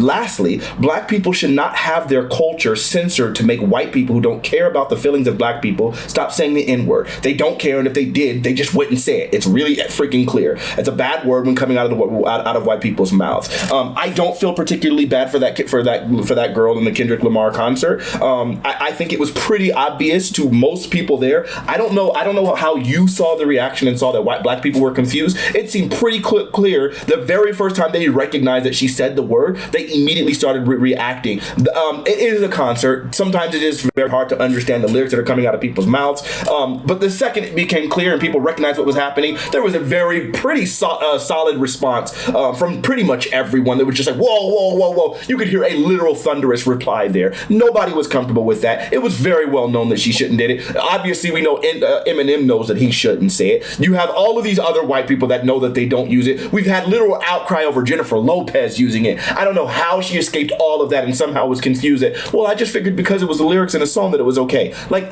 no one should have been confused about that. Nobody in the audience really sounded confused. It's really, really painfully simple. I want you to answer a relevance prompt. Let's say that we could say demonstrably, let's say that we know to be true, and I would even assume it to be true. I think you have to, unless you're being incredibly dishonest. Yeah. There would be way less usage today of the N-word with the soft A in all of society, especially by white people, if black artists didn't use that word in their music. Sure. Do you think that makes it like, shouldn't they just not say it then? No, because as I said, the final part of it, probably was too long-winded, so you missed it. Black people should not have their culture centered to make white people who don't, to make white people, to control the actions of white people. So no, we should not be censoring ourselves and our art and our self-expression just because of the fact that some white people might start doing things inappropriately that they shouldn't. I think that's ridiculous. Okay, so then you just accept that a lot more white people are just going to be using the N-word because for whatever reason, it's such an integral part of black culture that you have to say the N-word while you rap, and that's just an important part of the black experience. And then that's just an acceptable, like... Sure, I completely reject the notion that we have to do anything, as I feel that it's a complete mischaracterization. Secondly, I absolutely recognize that that I can't control the actions of other people, but I will not censor my action and my art and my expression amongst my culture specifically for the benefit of hoping that I can curtail the actions of people who are doing things that are negative. Like, that's not my responsibility. My art and my responsibility is to express my art and be as true to myself as possible and do things that are more identifiable amongst my community and amongst my culture. So the idea that I'm going to restrict myself from behavior specifically because white people might take license based off of watching me do something that I'm allowed to do sounds a little bit absurd. And then just to be clear, my final question, and then let me go over it. You acknowledge that you would never, ever make this argument for any other form of art to ever have existed in all of human history. Sure, I would. So there's plenty of times where we recognize certain things have been like normalized, right? For example, the Q in LGBTQ. Not too long ago, during my lifetime, that word was a slur. Wait, no, hold on, no. What I'm saying is, let's say somebody has some action that is seen as incredibly disgusting and offensive and horrible in broader society, okay? Let's say it's, I don't want to use a kid. I don't know, I think the Q's analogous. I don't like no. Let's say somebody has some piece of art that's just wholly disgusting and horrible, and it's something that we condemn in society, and it's gross. And somebody decides, like, well, I'm going to release this art for everybody because it's part of my community and it's part of my culture, and fuck you, I'm not going to censor myself for it. You would be okay with any other like cultural movement or cultural group making that argument to preserve their art in the public medium? Well, I don't know. I'm having a hard time following your analogy because I can't think of another piece of thing where something is wholly disgusting by an entire group of people, but then normalized by a group of people and used and made as a euphemism specifically to aid in their healing process and then consumed in their media. I reject it. I don't buy that. It might sound like an asshole, but I reject this idea that it's part of the healing process that we have to have the N-word in our fucking That's why you can't use the word. That's exactly. I know you reject it. I get you. And I know. 1 million. I understand that you reject it. I believe you, and I believe it. 10 billion%. I understand that you reject it. That's part of the reason why a lot of people would be really offended with you using the word, because if you can't understand part of the reason and the methodology behind us deciding to make this word a euphemism, then I get it. I don't know about half of the black community, but no. Let me just respond to that last part. Finish your point. Okay, so even though there's plenty of people in the black community who choose not to do it and choose to abstain from doing it, I think all of them are pretty much aware of the reason why some people are choosing to. Now, they might disagree with it and might say, even still, I think it's more harmful than whatever, like my dad does. He knows the argument. We understand why people are making it a euphemism. It's just whether they choose to engage in that themselves or think that it's wholly beneficial. So yes, the fact that you can't understand that is a very clear distinction between you and most black people. Okay, Demon Mama, Vivian, and then Relevant. Okay, so 1 second here. Okay, so God, like, first off, I feel like somehow we're missing the like a really important historical context. She insists on jumping in this conversation. It's so frustrating to me. A white person saying frustrating. A slur and a black person saying a slur. There is a historical context that adds meaning to these words that is important for us to recognize. Secondly, for some reason, and I don't think the data exists on this, but for some reason, I really do not believe that there are more white people now saying the N-word in any form than there were in the 60s. Just knowing my own racist relatives, I have a feeling that is actually not true. I feel like that's a presupposition. And third, every single marginalized group does reclaim slurs. And I can speak to this for, I only as a parallel. I am not black, obviously, but I am trans. And a lot of trans musicians do use slurs in their own music, and it speaks sometimes in a very healing manner to a lot of people, because the context of a openly queer person or an openly trans person using a slur to describe their experiences via art is a very and obviously different context than some person who is not that, who has not had any of those experiences, using it for whatever reason they want to, because they want to feel edgy, or they want to feel like they're the most rational person on a panel, or whatever reason that you want to come up with. These are obvious contextual differences, and I feel like this entire panel has been like, I don't know, like, it's like, are we just really not going to acknowledge that there's a massive contextual difference in the meaning of these words depending on who is saying it and why they're saying it? If I was to write a song about my experience being trans, and I was to talk about the slur being used about me very, very brutally in a song, and obviously, I believe that everyone, besides perhaps the most calloused and socially incapable individuals, would be able to understand that me talking about my experience reclaiming a slur that was used about me is very different than other people using my art as justification to say that they should be able to use that slur to further harm people. I think that, like, the position Destiny is taking on this seems to me to be just totally off the wall and ignoring of all historical context, all actual context to language, and it's flattening it out as if the word is the same and the exact same in every single usage, and we all know it's not. And also, I really doubt the actual fact of the N-word usage going up as a result of hip-hop and rap versus, that we've actually had major progressive change in this country. I don't think that we live in a time where the N-word is used more than it used to be. Sorry, I just don't think that's the case. If you can find the data, I'm open to change my opinion on that, but I don't think it's true. Okay, Vivian and then Relevant. So, Vosh said something earlier about like the N-word being like one of the only words you can think of where this has like happened to such a degree, and I caught myself thinking about like the word queer, and I think Fanatiq bringing it up is perfectly fine. I think it's like really close to analogous, not completely analogous, but like I definitely still wouldn't feel super comfortable seeing the word queer come out of like a cishet dude's mouth. Some queer people, some LGBT people are perfectly okay with hearing the word queer come out of a straight person's mouth. Me personally, I'm not, because I got called it a lot as a kid. That's my point. And I do think that shit. You just fuck. I lost the. That's okay. That's okay. Whatever. It was a good fucking analogy, and also I'd like to reclaim the T-slur as well. But so many trans people tell me I'm not allowed to, and it makes me sad. Relevant. You're allowed to. All right. Yeah. So Thanks. I just want to get a kind of a gauge of the individuals here that agree with Fanatiq's argument.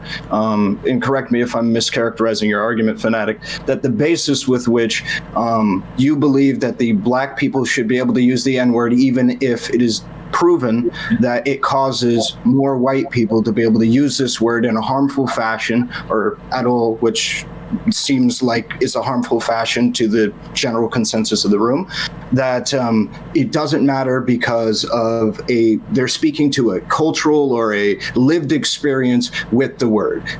How many people here agree with that idea, that it's okay for them to say, even if it's proven that more white people use that word? You're missing a big part of the conversation that happened before you were here. Specifically, it's not just the fact that it's part of their cultural experience. It's that typically the music was originally made and is still particularly aimed at African Americans. It's specifically a reference. Sure. It's an embodiment of our culture.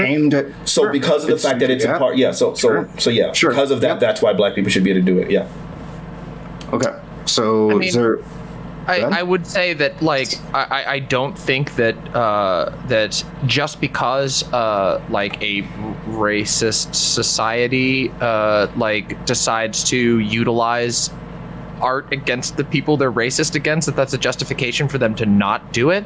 Like, there are all kinds of things that sometimes have, that sometimes could have bad outcomes. And again, we have not determined that that's the case, but if it were, there are all kinds of things that can have bad outcomes that we nonetheless say this is not on the, this is not the responsibility of like an artist or the people who are the victims of that.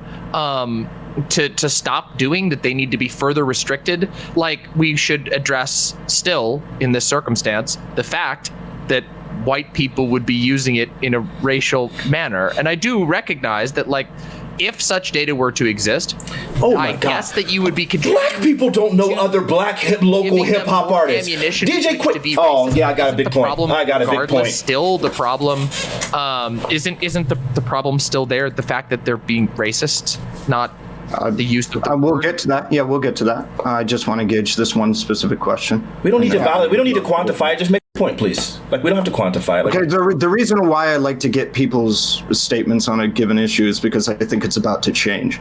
So let's say Jesse Lee Peterson comes out and he's now a musician and he uses the N-word religiously inside of his music towards his audience. Do you think that you would argue against Jesse Lee Peterson's use of the N-word as his audience is? Really? So you would think that he's black. Wait, so is it okay? So that's enough. Even if they're using it towards an audience that directly it instigates racism, and for an individual that propagates racist narratives, like I'm sorry, I'm black and slow and things like that, it doesn't matter for him because he's black, it doesn't matter. So listen, I'm going to want you on record. I got you. Wait. This is absolutely so absurd to me. I thought this. I have a clarifying question. Just yep. Go for it. Just a quick clarifying question. Did we not already say that none of this conversation was based off of targeting people directly, that we were already ruling that out as not what we're talking about? For example, I do believe that trans people have the right to reclaim the T-slur. But that doesn't mean that I think that it's an okay thing for Blair White to call people the T-slur. We ruled out that using it as a hate, I understand, as a pejorative towards other, and I don't disagree with that. So would that not be what you're talking about here? Yeah, no. It's just, let's say he's using it in a generalized sense and just saying things like I'm black and slow. Not using it necessarily as a pejorative, but just using it as with a negative. You would say whatever to that? No, so I mean, it's we would have a problem with his overall message in that situation. It wouldn't be necessarily. It wouldn't be just specifically the N-word. It would be specifically that the overall message that he's sounding is something that's harmful towards black, like Candace Owens, right? So then it wouldn't be a matter of just specifically that word, and it wouldn't be an issue with that word. It would be an issue with the overall message. So is the negative utility generated by Jesse Lee Peterson's statements in that, let's say he comes out with his albums, he drops them, is the negative utility generated larger as a result of him using the N-word in that given context? I don't know, not necessarily. I don't think him using the soft A would make it something worse than whatever the overall message is in the word. I don't think that the N-word is some sort of multiplier or amplifier. Hold on. I'm just answering it. I just answered it. I don't think that the N-word is a multiplier or an amplifier of an individual message necessarily. Yeah, why?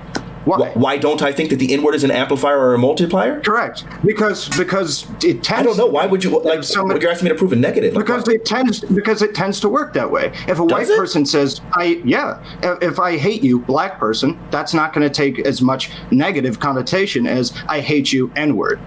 No, it's usually a force multiplier because we take it as one of the most harsh things yet. Wait, yes. No. So if a white person was to make this, get you on record. Yes, you can get me on record. So if a white person was to make this statement, like I think all black people are less than human and they're animals.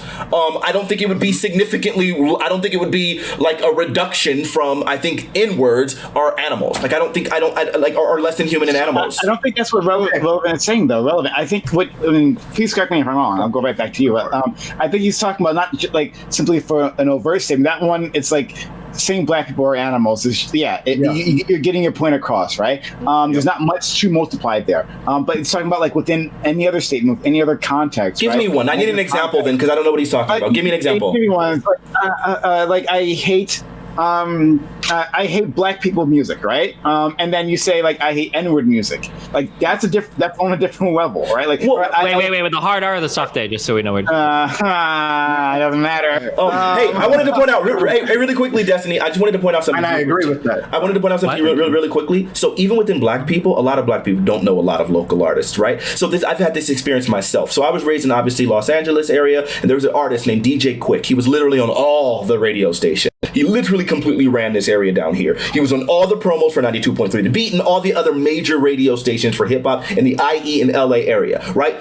He was particularly well known. I was completely shocked when I talked to all of my East Coast friends and they've literally never heard the name. It's because he was a local artist. But consequently, they were also doing the exact same thing to me. And they were telling me about all of the big hip hop artists in New York that were in that scene that I was not particularly familiar with at all. Because at the end of the day, the vast majority of hip hop consumption is local artists, specifically aimed at specific local communities within that specific culture, and there are very big differences. I don't have the sample. I'm I'm sure a lot of white people consume this music too. I know that like in Chicago, fucking No Name she was underground before she started to get picked up a little more. She almost fucking quit making music entirely because she said all of her audiences were fucking white people. Like, and she was so fucking sick of it. So like, I don't know. I can't say honestly because I don't go to any fucking concerts. I hate concerts. But like, it wouldn't surprise me that if I went to like a lot of local hip hop artists, unless you're talking about people that literally play shows for like 10 people in somebody's garage, probably going to be some white people that would be my guess. Maybe even a lot of white people, depending on how big the local artist is. Yeah, like, I'm a little lost after the hypothetical. Yeah, we are. It's going so far, man. It's going so far. Like, So what's your point exactly? So, say it succinctly. Okay, so I just want to touch on a point that I constantly hear brought up, and then we'll bring it right back to my original point. So the constant point that's brought up about the local artists and hip-hop being made, the vast majority of songs in hip-hop and rap being made towards black communities does not really get to the point being made here. It's primarily that if that was enough of the argument and we could leave it there, then we would say, well, when they blow up, when these black artists blow up, why do they constantly use the N-word in that way when it's a much larger white audience? That's more of the question. So you can't say, well, yes, a bulk of it is made for local audiences, and so therefore, right, it's primarily targeted towards black audiences. No, when it distributes to the greater wide world, Drakes and what have you, that have literally a global reach to people that have never seen a black person in their entire life, then you can't really give an excuse for that, because at that point he's no longer catering specifically towards the black audience, and you would have to say, okay, so let's take a look at his work. So I don't really like allow me to just get back. Well, so I'm about to get back to my original point. So if I don't know, Prime, if you want to please take this one. Okay, all right. So my original point of bringing up the discussion in regards to whether or not Jesse Lee Peterson and the force amplifier or the multiplier for the N-word or what have you is because if you don't believe the N-word is a multiplier in multiple XYZs of the situation, why are we even upset about it? If you're upset, the reason why I'm personally upset about the N-word is because it is a force amplifier, because it has a unique force amplification whenever it's put inside of a situation. If it meant something no different than I don't like black people, I would consider it the same level of condemnation as I don't like black people.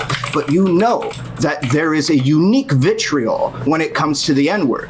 So I don't think you can simultaneously hold the statement that the N-word is not a force amplifier and have this whole discussion in the first place, because we don't have this isn't that that's contextual, and again, that's going back to what we already discussed before you joined the panel, right? Like, we already agreed that like using it directed at an individual is. I wish I could just talk, man. It's not necessarily always a force amplifier. Like, for example, I've been thinking right now of like, okay, look, I got a lot of problems with like Blair White and stuff. But if Blair White released an album in which she drops the T slur, like just like, you know, I'm a whatever, like, you know, T slur, and like, that's not going to force amplify anything at all from Blair White, because she is. Yeah, but he's making an argument more that even if either white people should be allowed to use it or black people should not be allowed to use it. But now, of course, this, of course, context would change if she was using it against somebody else, and she has, and I would agree that, as we all already agreed before you came on the panel, that using it directly is a unique circumstance because it is being used to direct animus directly at somebody. I don't think that in and of itself it's always a force amplifier. I just don't. Like, I think maybe to some degree, but not necessarily to the same degree. I think it's like swear words. Like, the word fuck is like generally a force amplifier. There might be ways when you don't use it, but basically any statement where you use that in addition to whatever you're saying, you're like upping the severity of the statement in general. We could probably imagine ways where that doesn't happen, but I think in general that's usually how these types of words are used. It depends. True, because but we're talking about different degrees. And the word has been softened. The original conversation we were talking about is white people using the N-word, or in this case, or if we're going to talk about my situation, because you asked me for if there was a similar for me, you know, a non-trans person using the T slur. I mean, I can actually think of some examples in which this happened, and like, God, like, I don't know, like the whole fact of the matter is that, like, there is a context difference when you don't come from that community, when you don't have that history, when you're not identified with that group. We recognize this, right? Like, I feel like we all would normally recognize that this is the case. And then, like, for this conversation, we've suspended that, but we acknowledge that it is different when a white person says a word that is deeply associated with white oppression. Or so irrelevant, then go to Fanatiq, because I want Fanatiq to really answer this. So if the argument is that because it stems from my lived experience or some negative repercussions out of my given lived experience, and that therefore I can throw kind of negative utility to the wind, meaning that if there is a greater body of people that are consuming whatever it is, the media that I'm distributing, and using that as carte blanche to be able to use the word or whatever phrase that I'm talking about, and that's fine. Let's just keep it on the N-word. Like, that's fine because it's my given lived experience. Then I'm just genuinely curious, like, what basis do we have? Because this was my argument, or the foundation of my argument for a responsible platforming when it comes to politics. So if I, as a black person, have, because of my lived experience, essentially a green card to be able to just say whatever I want in regards to my lived experience, regardless of worrying about my rhetoric, I find it pretty interesting, and I genuinely think I could find a couple people's tweets inside of this chat room in which they criticize certain people for the way that they speak about their lived experiences in XYZ category, Blair White or Jesse Lee Peterson, Candace Owens, or something like that. I'm sure I could find some statements from some of you that criticize their rhetoric in regards to their lived experience. And how they portray it, or the types of terms that they use in portraying it. Because otherwise, if your statement is genuinely that I can use the N-word regardless of, on the basis of my lived experience, regardless of the negative effect that it may cause the general public, I mean, how could you criticize my rhetoric in regards to my own lived experience? I think this is not the same. Let me respond. Let me respond. Thank you. So, like, if we take you guys' arguments to its end, basically what you're saying is once black music starts getting consumed by a larger audience, it has to become more inauthentic, so as to be able to be consumed by other audiences, and then that would alienate them from their fans and alienate their artwork. It would water down their artwork to where it no longer represents them. And I think that's probably really harmful. The idea that now we have to curtail our artwork and make sure that now we're no longer making the art that speaks to us and our lived experiences and our culture and our in groups and our community and all those things, specifically because, well, now that white people are starting to consume it, you guys got to just stop, because otherwise then they're going to start being harmful for that. I think that's a little bit ridiculous.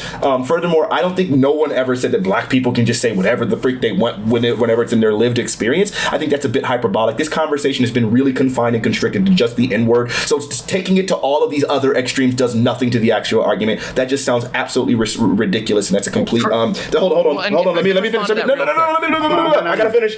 I'm not gonna say it. When we're talking about Candace Owens and her speaking her lived experience and stuff, it's not about like her speaking her lived experience. It's that a large portion of her lived experience is directly empowering to the white experience and directly in contradiction to what the average black person would say about the living experience. I know black people are not a monolith. I know we're not a monolith, but we do have pretty things that we're all pretty common about, that we all understand that racism is still real for the vast majority of us. Now, you do have your Jesse Lee Petersons and those Hodge twins or whatever those niggas' names are, or Candace Owens. You have those different people, but in general, what she's saying, the general messages that she speaks are typically what we consider to be harmful. It's not individual things that she's saying, or it's not just that, oh, well, you're speaking your lived experience. It's that you're speaking something that's incredibly harmful, that largely deviates what we believe is her lived experience, as clearly represented by the fact that she was really willing to sue niggas for racism in high school, but then still saying, I never experienced racism because I just never cared about it. So yeah, it's about the direct contradiction of her lived experience to what she's actually trying to represent, and what it sounds like is her tokenization and empowering the voice of whites and saying all of the white things that white people wanted to, that some of the more racist white people wanted to say, and using that in her platform and platforming those things. That's what we're complaining about. It's not specifically just because she has a lived experience. How do you feel about Lil Peep? I don't know who there is a lot of controversy. So, especially in emo rap, I hate that I know this because I hung out with some people that listen to a lot of this horrible fucking music. But so in a lot of emo rap, and then Lil Peep especially, a lot of that rap is talking about his lived experience. And a lot of that lived experience includes a lot of drug usage, a lot of really bad drug usage. And this guy literally OD'd on, I think it was benzos and like fentanyl, or he had like a Xanny that was like cut batter with fentanyl. He killed himself by overdosing. A lot of people point to the fact that like this type of music is literally like encouraging like a reinterest in things like benzos for people to abuse. Do you think that him talking about his lived experience and glorifying like that type of abuse of like benzos and shit that's like an okay message trying to put out his fans because it's his lived experience? Does he have like no responsibility for that? Or I'm just curious. Wait, yeah, is this directed at me or no? I'm pretty sure you're talking to the black guy. But that's fine. Go ahead. What? I would imagine Destiny's talking to the black guy and asking this question specifically. Yeah, I'm just curious if it's the same as how you feel, or like stuff related to like the N-word. Yeah. So I think there's a very big distinction there. But yes, I would agree with you that that sort of messaging would probably be a little bit irresponsible, and that it would cause large amounts of harm, and that like obviously youth are like particularly impressionable and like all of those things, right? So yeah, in general, I would say that there is something that is something to be said for being responsible about what your message is and what your and the way your music is going to be consumed. But I do think that when you have things that are particularly polarizing and are really, really understood within culture to be something very, very different, but depending on the mouths that it's coming from, such as the N-word, that you're no longer having to be responsible in the same sense of trying to protect these people from this word, because it's already well known and understood that these people shouldn't be using those words. Whereas when it comes to something, yes. Hold on. Because it feels like I gotta stop you. Destiny said I need to stop you. Are you literally trying to make the argument that white people don't know that it's not acceptable to say the N-word? Yeah, I'm saying that the rules around all of that, like when Obama said it, people lost their fucking minds. Like I'm just saying that like I don't think it's fair to say like, oh well, it's clear cut like what's going on. Like it seems like there's a lot of people like we talked about the girl that went on Kendrick's show. Like I don't know, it seems like there's a lot of like argument or debate or confusion over, whereas there's not around like other words. Like nobody's arguing they should be able to use like Asian slurs or Hispanic slurs. Nobody says anything about that, right? It seems like this word is like particularly polarizing or particularly confusing in terms of like what the rules are around its usage. Wait, so especially because wait, hold on. Because it sounds like you're really, really trying to push some like really smarmy narrative here. I know you. Wait, don't call it smarmy. Well, I'm not being smarmy. I think everything I'm saying is pretty on point. It's not on point, Destiny. So if we were to poll the average person, you're going to tell me the average person doesn't know. Okay, let's ask you this. Do you think that the average person would feel comfortable using the N-word, like the average white person would feel comfortable using the N-words around black people that they don't know? Do you think the average person would feel comfortable using the N-word around black people they don't know? Really simply, yes or no? No. The average. Okay, so then it's not really contested. It's not something that they're not aware of. That's not what we're talking about. That is literally what you just said. How about this? If we were to poll somebody, do you think it's possible to use the N-word in an endearing way more so than like the G word for Asian people, or the wetback word for Hispanic people, or any other slur, or the T slur for trans people, or the F slur for gay people? How many more people do you think would be like, oh, well, the N-word is probably more acceptable there than any of those other slurs? Most people would probably say. So I would disagree. Oh so I would disagree. Okay, No. Let me respond really quickly. I don't think you're actually engaging with a conversation. I don't believe that you actually can respond that way. Destiny, hold on. You can't tell me I'm not actively engaging in the question if I'm literally responding to the words you're saying and I'm able to understand you fully. I think you just don't like my argument. You just don't like my answer. But it's okay. Like, you said that you like this conversation or whatever. Here's a black guy to actually explain to you the way most black people think. We're not a monolith, but just based off of conversations that I've had with people in my community and within my culture, this is something that's reasonable.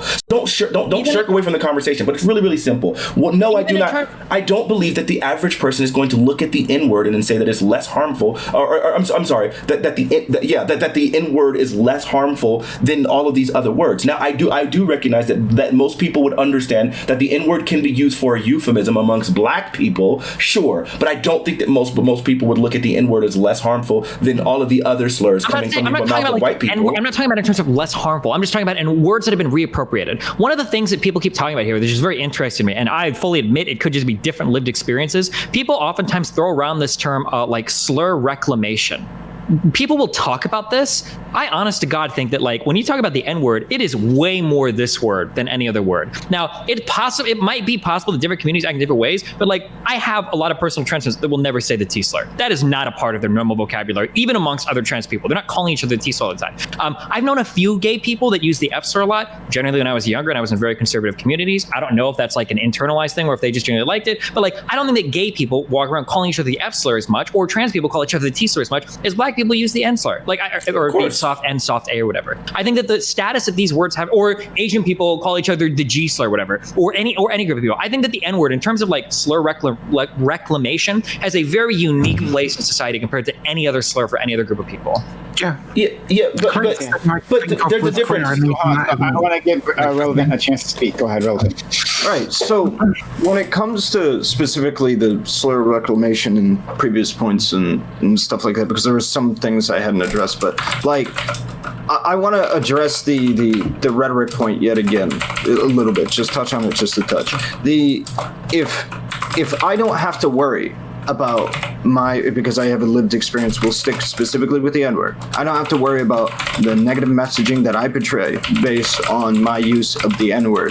And regardless of negative utility, then like I don't understand how we could hold this position yet again with our positions on responsible platforming as political streamers. Because I, as a political streamer, my basis with which I make my argument for responsible platforming of specific words is that specific words are, when tailoring towards a given audience, may not understand the full body of context with which the word might be used. If your argument, Fanatiq, is that all white people know that not to use the word, then why would using the word negatively impact anybody at all, regardless of whether or not they were black or white? Why would that negatively impact the utility of broadcasting that message? But what do you mean? I'm missing your question. I'm sorry. Okay. I'm not understanding. Right. So let's say a white person uses the N-word on screen, what have you, right? And everybody knows, by your argument, everybody knows not to use it anyway. A white person uses it on screen, right? Versus a black person using it on screen. What is the difference?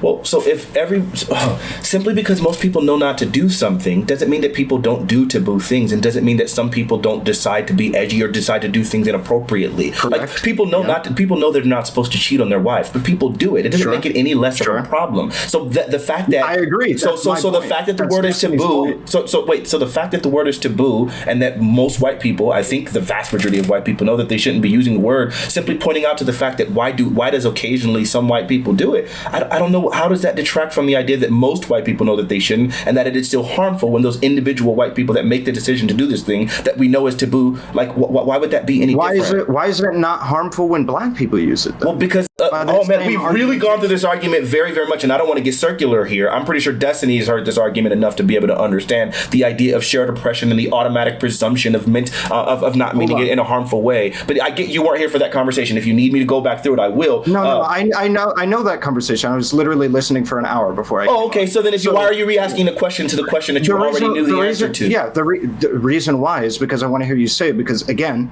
you're going to contradict your previous statement, in my opinion, or at least the general public will feel like you're about to contradict your previous opinion. So if you specifically are making the argument that, hey, just because, like, I as a person, let's say I'm a white person, taking in the fact that a black person has a lived experience with the word, as you said, correct? Okay. One of the reasons why it's more palatable is because that black person has a lived experience. Do you believe that me as a white person could look at somebody like Jesse Lee Peterson using the N-word inside of a song or what have you and say, this is a black person with the lived experience of using the N-word, and the context that he is using it is not in a good light or a negative light of the black community, and that could reinforce my position of being able to use the N-word in a unique way that a white person could not fulfill? Do you believe that that could be the case? I am so terribly sorry. I'm having a hard time following. Okay, I can restate. Yeah, it was a little bit long-winded. So a white person using the N-word, by your own statement, does not have a lived experience with the N-word, correct? Right. They shouldn't. So therefore, right, sure, yeah, correct. So you're saying it's wrong for them to say it. That's fine. Let's say a black person, now Jesse Lee Peterson, goes on to make a bunch of albums and use the N-word in negative connotations, not necessarily pejorative, but like dog whistly, like replacing with like thug and things like that, what have you, in those given contexts. Do you think that a white person consuming both of those types of media could take away different results? One where in which they look at the white person using the N-word and be like, yeah, that's not the best thing in the world. Clearly they're white. But they could also look at the black person and say, this black person, like you said, has a lived experience with the N-word and is still using it in this context. Surely that must mean that it is okay or somewhat permissible to be able to use it in a similar context. Do you believe that a white person could take away with that? No. Take away that kind of. This is so convoluted, but it sounds to me like, let me make sure I'm understanding your question. So if a white person heard Jesse Lee P using the freaking N-word in a really negative way, right? Would the white person look at Jesse Lee's usage of the N-word and say that it's not okay, and therefore think that they could say it? I don't know, and think that it is more okay to say because a black person is saying it. He's asking about tokenism, like Milo Yiannopoulos saying gay people or Blair White hurting transgender people. Like, yeah. Okay, so if I gotta get out of here. Like, this is starting to get to the point where I'm actually hating this conversation. It was very interesting earlier, but this is fucking ridiculous. Like, it makes no sense to me. This is so circular. Here's all that I'm gonna say, okay? And y'all can keep arguing or whatever. Like, I don't have all of the input. I only can speak for my own personal experience. By and large, by the way, I agree with you, Fanatiq, just for the record, for almost every point. There is to restate my earlier point, I think there is an obvious contextual difference between a person of a historically oppressed group using a slur that has been used against them for their own purposes, taking control of that, and some random other person who doesn't belong to that group further using that to further reinforce that hatred on them. I think there's an obvious contextual difference there that we've just been ignoring. Now, the other part of that is that we're not talking about not being able to criticize any person who's a member of a minority group. Like, I don't know how we got to this. The fact of the matter is, I think that there is a negative utility, you can call it that, whatever you want, from saying as a rule that that people can't reclaim slurs that are used against them. And there are lots of communities, by the way. I don't know exactly how it compares to the N-word, but there are all kinds of slurs that get repurposed. And I'm a trans woman with a lot of trans people in my life and a lot of gay people in my life. And there's a lot of slurs thrown around lovingly to one another in totally, quiet, personal, whatever. So what I'm trying to say is that, like, I think there's obviously a contextual difference here. We're not saying you can't criticize anybody, but there is a negative utility in restricting people from being able to reclaim those things for themselves, especially when it is initially used as a tool of repression in the first place. And I don't really think that whether JLP or whatever uses it in a song has, especially given that we're not talking about using it directly against somebody, really matters all that much. So that's my final word on this. My name's Demon Mama. Thanks for having me on the panel, Prime, and I'll see you. DemonMama.com. Go to DemonMama.com. Thank you. You got it. See ya. Okay, so as a dumbass white person, I would probably look at Jesse Lee Peterson in that song, and I'd be like, "That's probably a worse use of the N-word than the white dude saying it." But like, mainly because I think that the white dude saying it is like that's something trivial that they should probably give up. But I don't think it's like, whereas like Jesse Lee Peterson is a literal fucking white supremacist, as I told him when we spoke, and so he would be pushing it in a much more harmful way than just a white dude saying the N-word in a song and not meaning it in any kind of like detrimental way. Yeah. This is magic. So yeah, listen. I don't think that a white person would look at Jesse Lee Peterson using the N-word and then in any way, shape, or form think, well, it's okay because Jesse Lee Peterson uses this word, which we know pretty largely. Or let's look at it this way: if a white person already had the realization that there was a word like such as the N-word that was pretty much generally accepted to be okay, if ever permissible, only amongst black people. I don't think that that they would see Jesse Lee Peterson using the word in a pejorative way and then come away and say, well, since he used it in a negative way, now that excludes me. Like they're going to look at it and recognize that. Yeah, this is how slurs are empowered all the time. This is why I stopped using the F slur back in 2013. Is because when I was in Poland and I was staying in a fucking gamer house and I heard somebody call somebody else an F slur, and that guy was actually homophobic, and I didn't realize until I heard him say it. I was like, whoa, shit. So I stopped saying that word because I know that I had a lot of fans that will say things just because I say them, and I'm like, okay, well, hold on, fuck, I don't know, some of you guys are fucking homophobic. I don't want to say this word because there's going to be some of you out there that are going to hear me say it. You're going to think it's cool. You're going to think it's funny, and worse than that, there's going to be some people out there that are homophobic that are going to hear me say it. And then they're going to be like, he's fucking in on it. And we're going to be empowered by that as well. And I think you can make similar arguments for like certain people. Destiny, you're speaking against a relevance point. That's the opposite of a relevance point. A relevance point was asking if a white person encountering Jesse Lee Peterson using the word in a pejorative would then feel okay for them to use the word. And my answer, no. Right, but you were just.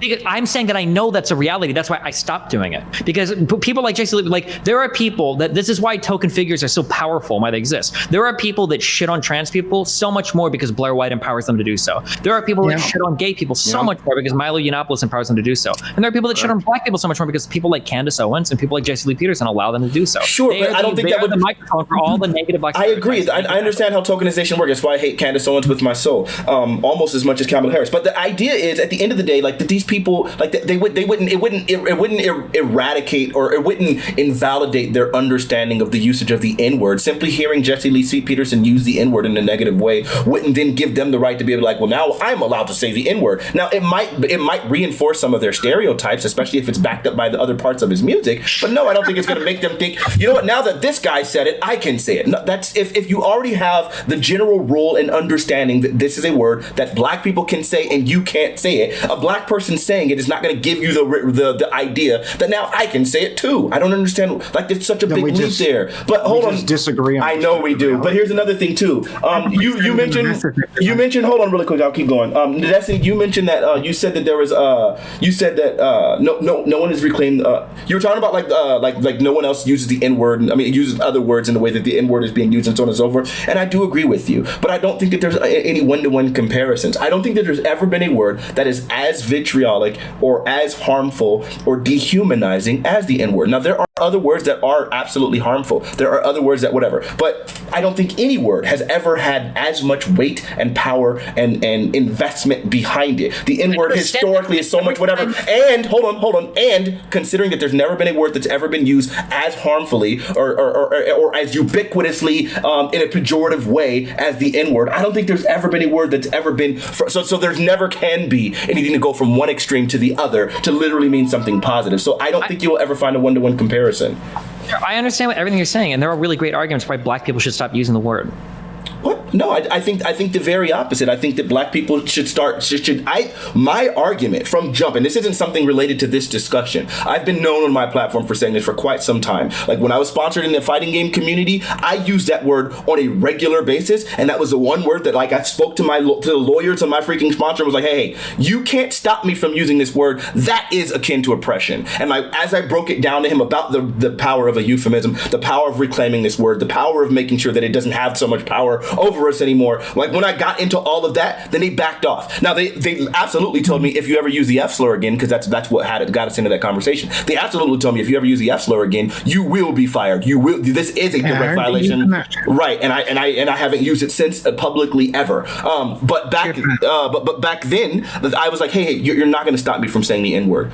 It's part of my absolute platform. This is actually part of my goal. I do want this word to become less powerful. I don't want this word to continue to have the same weight it does, and they did back off of that. So I think it does absolutely have a healing property. I get that you don't use it that way or you don't understand it, but I absolutely do think that using it in a soft day does have so much of a healing thing. It does not mean so much, such that now if I encounter the hard R, it doesn't mean as much to me, not even a little bit. It's like, okay, yeah, you're using whatever the freak you're doing, and that's whatever, but I'm not going to feel any type of way about it. I wonder I have with Destiny's narrative in general, and I've listened for a lot because I want to like give Fanatiq the space to speak, but it does feel like we're sort of on a like fucking like almost like 3v1 at the moment. The problem I have with Destiny's argument is it feels to me like kind of fucking victim blamey, right? Where it's sort of like, Fanatiq saying why people shouldn't do this thing, right? Because it like harms black people in some fashion. And Destiny's saying, well, why do you encourage them to do it by like putting it in your media and your art and all that sort of stuff, right?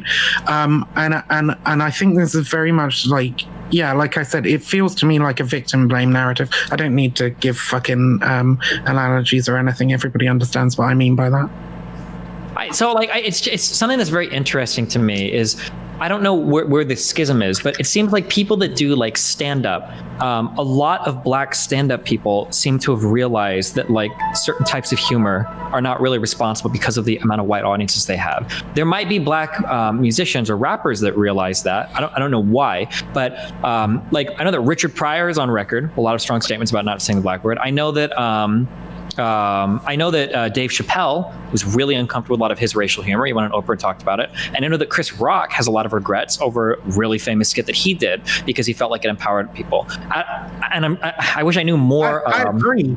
I wish I knew more like comedians or more. But like I don't know. It feels like in the world of black comedy, it feels like a lot of those guys realize that like, okay, well, this is funny and I get my laughs, but like, damn, at the end of the day, what kind of message am I putting out to, the rest of society that all these white people are doing? I don't know how I feel about this. Wait, and it's please let me respond, Vivian. Please. So wait, Vivian, let me respond to this. Okay, so look, I understand that there's a lot of black people that have absolutely regretted it. I absolutely remember Dave Chappelle with his humor. I remember Chris Rock with his skit. I remember all of these things. And I remember it wasn't like Dave Chappelle only came to this realization brand new. There was a big thing from Oprah and Bill Cosby and all of these different people that were like speaking very, very harshly about Dave Chappelle and feeling like it was irresponsible. And I understand how black people can come to a realization that sometimes maybe some of their messaging is going to be empowering over empowering specific white narratives and people that would then use that stuff against them. Ask me, of all of those examples you just gave, how many of them niggas have felt any regret whatsoever of using the N-word?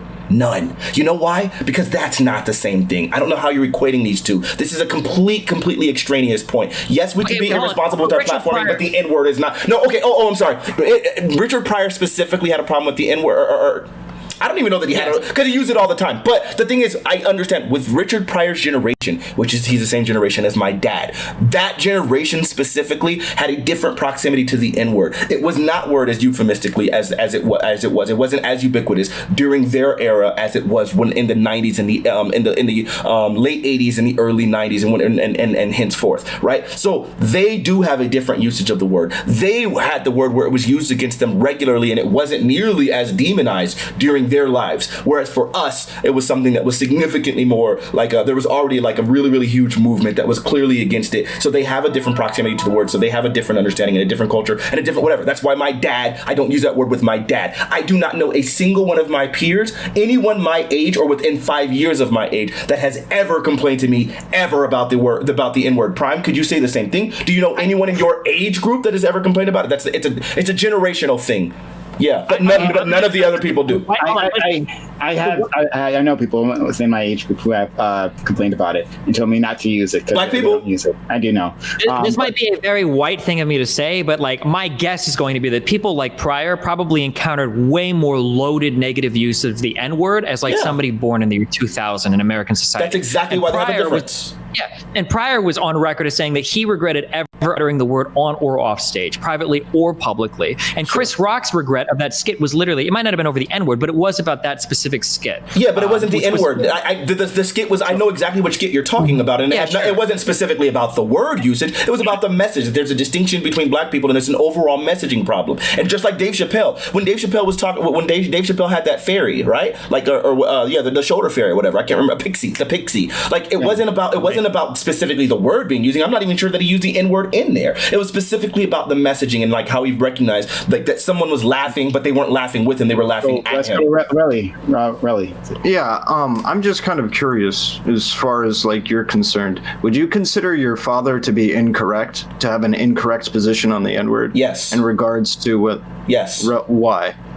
Because I've for all of the reasons that I've stated thus far. Okay, so you believe that, just correct me if I'm wrong, that that your lived experience is, because you're stating that it stems from their given lived experience, that their given lived experience is incorrect because, like, I agree with Destiny there. I think their lived experience probably comes from it being used as a pejorative more towards them. Sure. And that their lived experience of it being, how is it that, do you believe that perhaps your lived experience being maybe, I cannot speak to a complete accuracy, being less having it used as a pejorative to you, and or them taking it as more of a pejorative towards them, stems from more of a product of the environment changing than it is like the word or the given like material condition of the reality kind of changing is mainly what. Allow me to be more precise. I understood unclear. Your question. Do you think? Yeah, I think that I think that they work hand in hand. I think that ubiquitous use of the N-word amongst blacks, I think, is part of the reason why it was like why it was is part of the reason why it's become significantly less. And I think that both. I think also the environment changing dramatically decreased the usage of the N-word in and of itself as well. And I absolutely totally agree with you that my dad's lived experience is probably what makes him significantly more sensitive to the N-word. So that's why he holds what he does. But it doesn't invalidate the fact that by us using the word in the way that we have and reclaiming the word in the way that we have, that it does remove some of the sting away from that word, and that it does that it makes that word have less power. And I think all those two things are simultaneous. His point is, I just don't like it because I don't like the idea of like the man that was hung. This is the thing that he always claims. The man that was hung, and that was the last word that he heard. And it's like, sure, I just want no more people to be hung like that. And I don't want that word to have that power. And I think that's why we should be using it as in a healing way. So yeah, I think he's wrong in saying that he thinks it's harmful, because I think it's actually more helpful than harmful. But I understand his lived experiences. The man drank from a blacks only fountain. Like, I mean, that's my parents, my actual dad. So I get it. So this is kind of, I guess, getting to the root of it. I feel like we just disagree on material reality. When, we were talking about tokenism previously. I think that's a massive problem, even when it comes to just simply saying the N-word, even just without any context. Jesse Lee Peterson, literally knowing who he is and just saying the N-word, encourages these people to do these things intrinsically by the nature of him existing as a person. And you seem to disagree with this to the point where in which you would make the claim that it's, all right to say, because on the merits of him being black, he should be able to say it. I disagree with this wholeheartedly. No, but you're ignoring the context. I believe in a prescriptive or more a prescription to be able to say the N-word on the basis of not only understanding the contextual background, i.e. not just necessarily a lived experience, but understanding how the general Black community has been affected by the word, or that lived experience through the word and that context. And not only that, but also a understanding of how to apply it in material reality, in conversation, especially in public speech, needs to be very, very, like, I couldn't agree more with Dave Chappelle, Chris Rock, and I forget the third individual that was mentioned there. Richard Pryor. Richard Pryor. That specifically, like, say that in certain contexts it's just not allowed, because I think that is what I would consider to be the standard we should hold all people to be able to use the N-word. So this is just going to be a prescriptive difference. I don't think, and this is a separate conversation, I'm not sure if we had this, about like how Black you need to be able to have to use the N-word and things like that, because that's where I just completely go away from it. Because if you say Black people can use the N-word, what if Destiny's 1% Black? Can he drop it? Like, does it only count for passing Black people? And this is why I just goes to bullshit arbitrarity, and I default onto the Chris Rock, Richard Pryor, Dave Chappelle method. Don't do that. Understanding. Okay, I disagree, and we can have a discussion about this. Wait, but this isn't. But you're misquoting them. You're misquoting them. One last one. I default on the idea of the understanding of the context and the prescription, or the context and or the application and negative and positive utility that the word can bring in and of itself, rather than just you're Black. I just want to understand one clarifying point before Fanatiq gets in. Is it your position that, like you said, like about people being fucking Black enough or whatever? No, I don't want to have that. Is it your position that, like, Jesse Lee Peterson? Why does she keep insisting on going down these rabbit holes? This is insane. Has, like, sort of taken on disrespectful. A more white role, and is like somehow less Black, disrespectful. And that means we can't use. No, I was primarily referring to the criteria that individuals judge Blackness. It could be passing or percentage African, or like like when we say that a Black person, what do we mean? That's what I'm talking about. Not like Jesse Lee Peterson is less Black. I would say Jesse Lee Peterson shouldn't use the word on the basis of his clear misunderstanding of how the word actually, like, materially, positively, or negatively impacts society. And so I would say he should not use it. Okay, so really quickly, one. Wait, real quick. I love you guys. I need to go to sleep. Okay. All right. Catch you later. Okay. All right, man. Good night. Peace out, bro. Look, so I would say Jesse Lee Peterson can say the word based on the Jesse Lee Peterson can say the word based on, like, just on the basis alone of him being Black. But he's still responsible for his messaging, and I would have a problem with the messaging in whatever he's doing, not necessarily the word that he's using. Like, as a Black person, I think that gives you enough permission to go down that. Now, if you want to have a conversation about purity testing for what Blackness is, that's a whole nother conversation, and we can go have that on another day, on another time. But because that takes this conversation down a whole another freaking rabbit hole. But at the end of the day, as a Black person, I would say that he has the ability to say that, but he's absolutely responsible for his messaging. Furthermore, you are not agreeing with Dave Chappelle or Chris Rock or the only person who I think ever went on record specifically about saying the N-word, as we clarified, was Richard Pryor. None of the other ones had a problem with them using the N-word. Just both Chris Rock, Dave Chappelle, Eddie Murphy, they still all use that word rather regularly. They don't have a problem with that. So you're not agreeing with them. That is a complete mischaracterization of their words. What they both said, what Dave Chappelle said, was he had a problem with the skits and the messaging that he was doing. In the Pixie skit that he had a problem with, he didn't even use the N-word. With Chris Rock, it was specifically that he used the N-word. It was specifically the message that he gave that almost seemed like it might have been painting Blacks in a very bad light. They're not the same thing. You're not agreeing with them because that's not what they said. They did not have a problem with the N-word. They don't have a problem with the N-word. They've never publicly mentioned that they had a problem with the N-word.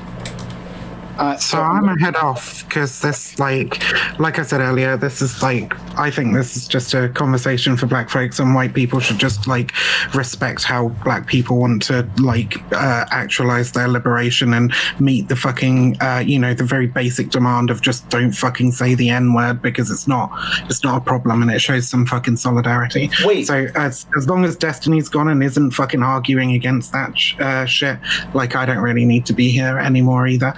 so I'm gonna chip. But thank you very much. So okay, I just long ass night. My question is, Miss Vivian, if you felt that this was a conversation for Black people to have, then why did you insist on being in here all of this time so long? Because I felt that you were like super fucking outnumbered, and I thought Destiny was making some dumb points which like weren't necessarily being addressed. What I mean is like, should white people say the N-word? I think is like literally just a conversation that Black people have. They can communicate their fucking desires to us, and we should probably seek to understand it, which is another good reason why I should be here and why I haven't really said a lot, right? Because I am trying to understand it better from your point of view. As long as Destiny was here arguing against it, I just felt like, the kind of outnumbering or whatever. Part of it being an assist. Okay, I appreciate the intent. Yeah. Thank you. If at any point you're like, fuck, this ain't no conversation for white people, only I should be speaking on this, like, you could you're quite welcome to say something like that. Vivian, there's another British person in the waiting room that wants to talk to you. Her name is Nell. She really wants to say something to you. Wait, no, that can't be had off stream. No, Vivian, please record it. Yeah, sure. But okay. So I want Relly to be able to get but thank you for being here. Peace. Thanks, friends. Relly, finish saving your piece. But before you do that, before everyone leaves, hey, everyone, if you've enjoyed this conversation, if you've enjoyed everything that's happened here, the craziness that happened, this fucking 10, almost 11-hour stream, right? Well, that happens only on this channel, right? These big streamers popping in, and like you really never know where the conversation was taking. Listen, everybody listening to the stream right now, here's a link for you. I need you to click this, right? A long series of events. Look, hit that right there. Play that on Spotify and leave that on repeat. I need y'all to listen. This is my latest song that I released. And it's fire. I need you to hit that. The notification bell. And you need to hit that follow button for your boy right now, all the time. These crazy moments on my stream happen all the time. We can leave it on repeat. I'll put it on low. Following. So but you can just mute hit the follow button, hit the notification bell. I need y'all to hear it. Now, don't forget. Also, I have you. If you I need to show y'all what I've been working on. Peek this out. Here's something for you. We have a YouTube channel. We have a YouTube channel right here. Don't worry, Fanatiq, I'm gonna get you. Don't worry, I'm gonna definitely get you. We have a YouTube channel. Click that link.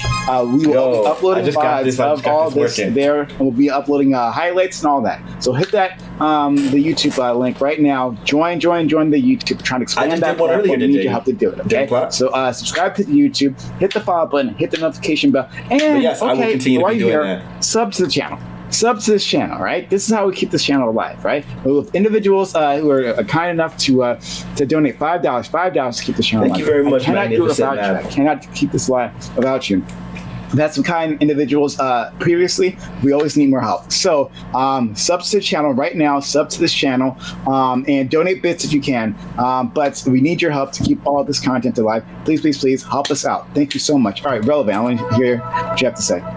Okay, so I just kind of wanted to touch specifically on again the tokenism with the N-word thing, because I think that's the point of contention here, right? Whether or not a black person can enhance negative utility through the systems of tokenism for white people, or more specifically non-black people, to be able to feel encouraged to use the N-word. And because that feels like the biggest point of contention, because if Fanatiq agrees with that, then you'd have to agree to negative utility being generated, and even if he agrees with negative utility being generated and still stays on the position that negative utility doesn't supersede the cultural demand or his your perception of them speaking of their lived experiences, we'll just disagree on that, because I simply believe that negative utility being generated just because it's your lived experience isn't a good reason to do it.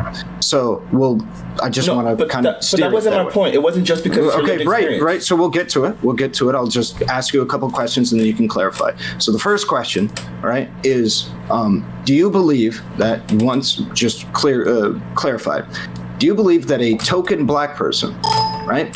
Meaning a black person like JLP who uses the N-word for the express purpose of normalizing it amongst white supremacists or alt-right viewers or people to feel emboldened, or in even conservatives as well, we've seen in there, to feel emboldened to use the word and that it isn't that bad and things like that. Do you think that his uses of the word in conjunction with the messaging makes his the given idea that he's propagating like worse for the black community? So it wouldn't be, again, I thought that we'd kind of gone over this, but yeah, so you're what you're doing is you're combining these two things, and it's hard for me to divorce these things from each other. So I would feel like him using the word, because you went very specific here, him using the word specifically with the intention of expanding its usage amongst white people, then I would have a problem with his intent there. And it wouldn't be a problem with him specifically using the word, it would be behind his intent of using the word. So if you load on his usage of the words with bad messaging and the intent of specifically expanding its usage amongst white people, that's where the problem will be, not in the word usage of it in and of itself. So here's the issue, is a lot of people in the political sphere tend to not really care about intent, or sorry, I shouldn't speak on behalf. There's at least the circles I run in tend to not care about intent because it's not something you can prove. So what we do is we use surrounding evidence to be able to provide the argument of whether or not they intend that given idea. I would say it's very reasonable for somebody like JLP, when he uses the N-word, to be using it so that way white people, or expanding it in a way so that way white people find it comedic and funny and okay to laugh at or to find in jest, right? Would you say that's a reasonable assumption to make? Sure. So again, like, I'm not making the argument about what his actual intent is. I was just giving your hypothetical as you presented it. I would have a problem with that because of the intent. So in any case, if I feel like I can reasonably presume his intent based off of whatever context I have, then I'm going to attack the intent. And the intent I would probably derive from his poor messaging and so on and so forth, such that the poor messaging and the rest of all of the things surrounding it would be the problem, but not specifically the usage of the N-word. I would say that, yeah. So it's always going to be, I would be having a problem with Jesse Lee Peterson because of his intent, not specifically because of his usage of the N-word. It'd be his intent and his messaging. Will his messaging, or the negative utility generated by his intent, gets enhanced by using the N-word? No? Or do you believe that it doesn't change anything if Jesse Lee Peterson uses the N-word? That no white people, no non-black people look at Jesse Lee Peterson's use of the N-word and thinks anything about it. It's just might as well be, I don't like black people. The N-word has no unique history or context wherein which the non-black people might find it somewhat emboldening to be able to use that word or listen to that word, and they're given ideas that they might have towards black people. There's no enhanced negative utility there whatsoever. It's a really difficult thing that you're asking me to do. You're asking me to imagine the N-word through the usage of a specific vacuum in which all context is completely erased from the word, so we don't have the positive context of black people using it as a euphemism, but we have to imagine Jesse Lee Peterson using it, even though using it as a soft A, not as a euphemism, as a pejorative. Like, so I'm supposed to be imagining this. No, even as a, let's just say he drops it randomly. Like as a like in the same way that everyone else does. At the start of the show, he just says the N-word. Like without any context or no reason. Just says the N-word. Well, do you think that would have a positive or negative effect on society? I don't know. It would be really hard for me to divorce that specifically from the rest of Jesse Lee Peterson's messaging and who he has been. Again, as I've explained already, I genuinely probably wouldn't have a problem with him specifically just using the N-word. It would probably be what I would say would be his intent, probably the context around where he's using it, and probably the general messaging of the person. So that's what I'm talking about. So a black person, by your own argument, can, given contextual, surrounding contextual evidence, can use the N-word and have it result in negative utility, even if not used as a pejorative. But it wouldn't even if he just drops it. It would not be the word that was a negative utility. It was specifically the context and the messaging around it. Again, let me ask you something and be very clear. I thought I had been so because far. No. Because what you're saying is it's not the word, it's the messaging. Sure. So if Jesse Lee Peterson does his normal show, but then decides to use the N-word at the start of his show, like just drops it like 30 seconds or 30 minutes before he starts his show, just says the soft A, and then at the end of his show, 30 minutes after like the last word is said, and drops the soft A, would that generate positive or negative utility in your eyes? I don't think that him using the soft A would probably generate any kind of utility, but I would think that the overall messaging contained in the general body of his show would probably be the issue the thing that I have an issue with. So you think Jesse Lee Peterson, the individual that is followed by white supremacists and conservatives going down the alt-right pipeline, would cause no unique negative utility with using such a morally loaded word, given who he is as a person and his audience, that him just simply dropping the word has no extra negative consequences whatsoever? It's really interesting to me that you're like literally boring down into this rabbit hole specifically about Jesse Lee Peterson, and you can easily understand why Jesse Lee Peterson could have some negative utility, because you're asking these questions, which obviously it's like you're assuming the sale. Like, I guess in your opinion, you clearly do think that he could have some negative whatever because of that. Well, he does. Okay, great. So you can understand that with Jesse Lee Peterson, but you can't understand why there would be a distinction between white people. You can make the distinction between Jesse Lee Peterson and other black people, but you can't make the distinction between white people and other black people? No, I can make a distinction, but I don't think it accounts for all white people.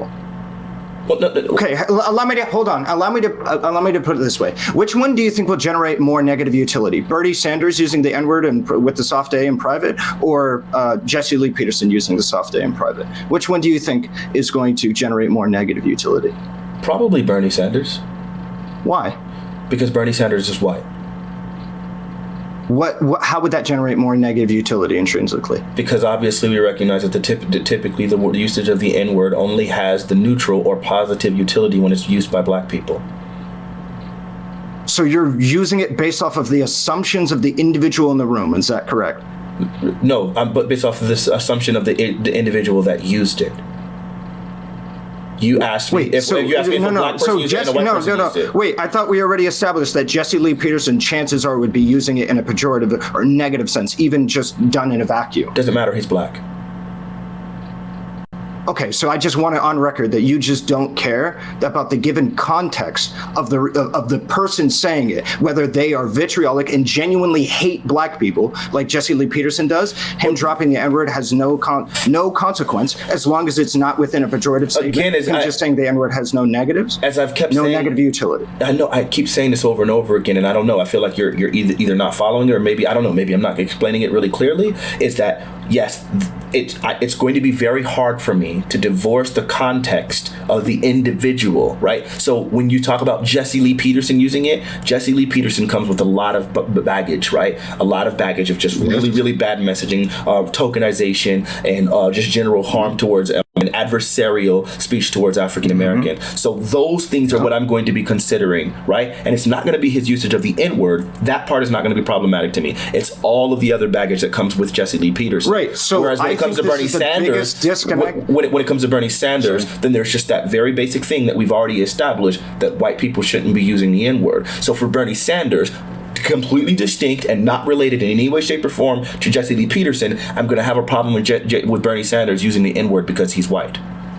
Right. So the reason why I'm constantly drilling on this is because I think a lot of reasonable people are going to disagree with you. That's why I'm consistently drilling on it, is because I think that generally speaking, a lot of people are going to look at Jesse Lee Peterson and say him simply saying the N-word, just dropping it, even randomly dropping it. A lot of people will look at that person, look at who Jesse Lee Peterson is, and look at the fact that he's using the N-word and know for a fact, like a bunch of white supremacists go, my man, even out of entirely context. A no context, it's just, they're going to go, my man, A, KKK all the way. That's all they're going to say. And that's the context that they're going to do. That's what is going to be interpreted. And if you disagree with that, yeah, that's true. But let me ask you a question. That's the disagreement. Do you think Jesse Lee Peterson... Check your DMs, please. Go ahead. Okay, my bad. Do you think Jesse Lee Peterson could use the N-word in a positive way? Like the way that typically black people would use it as a euphemism? Could he?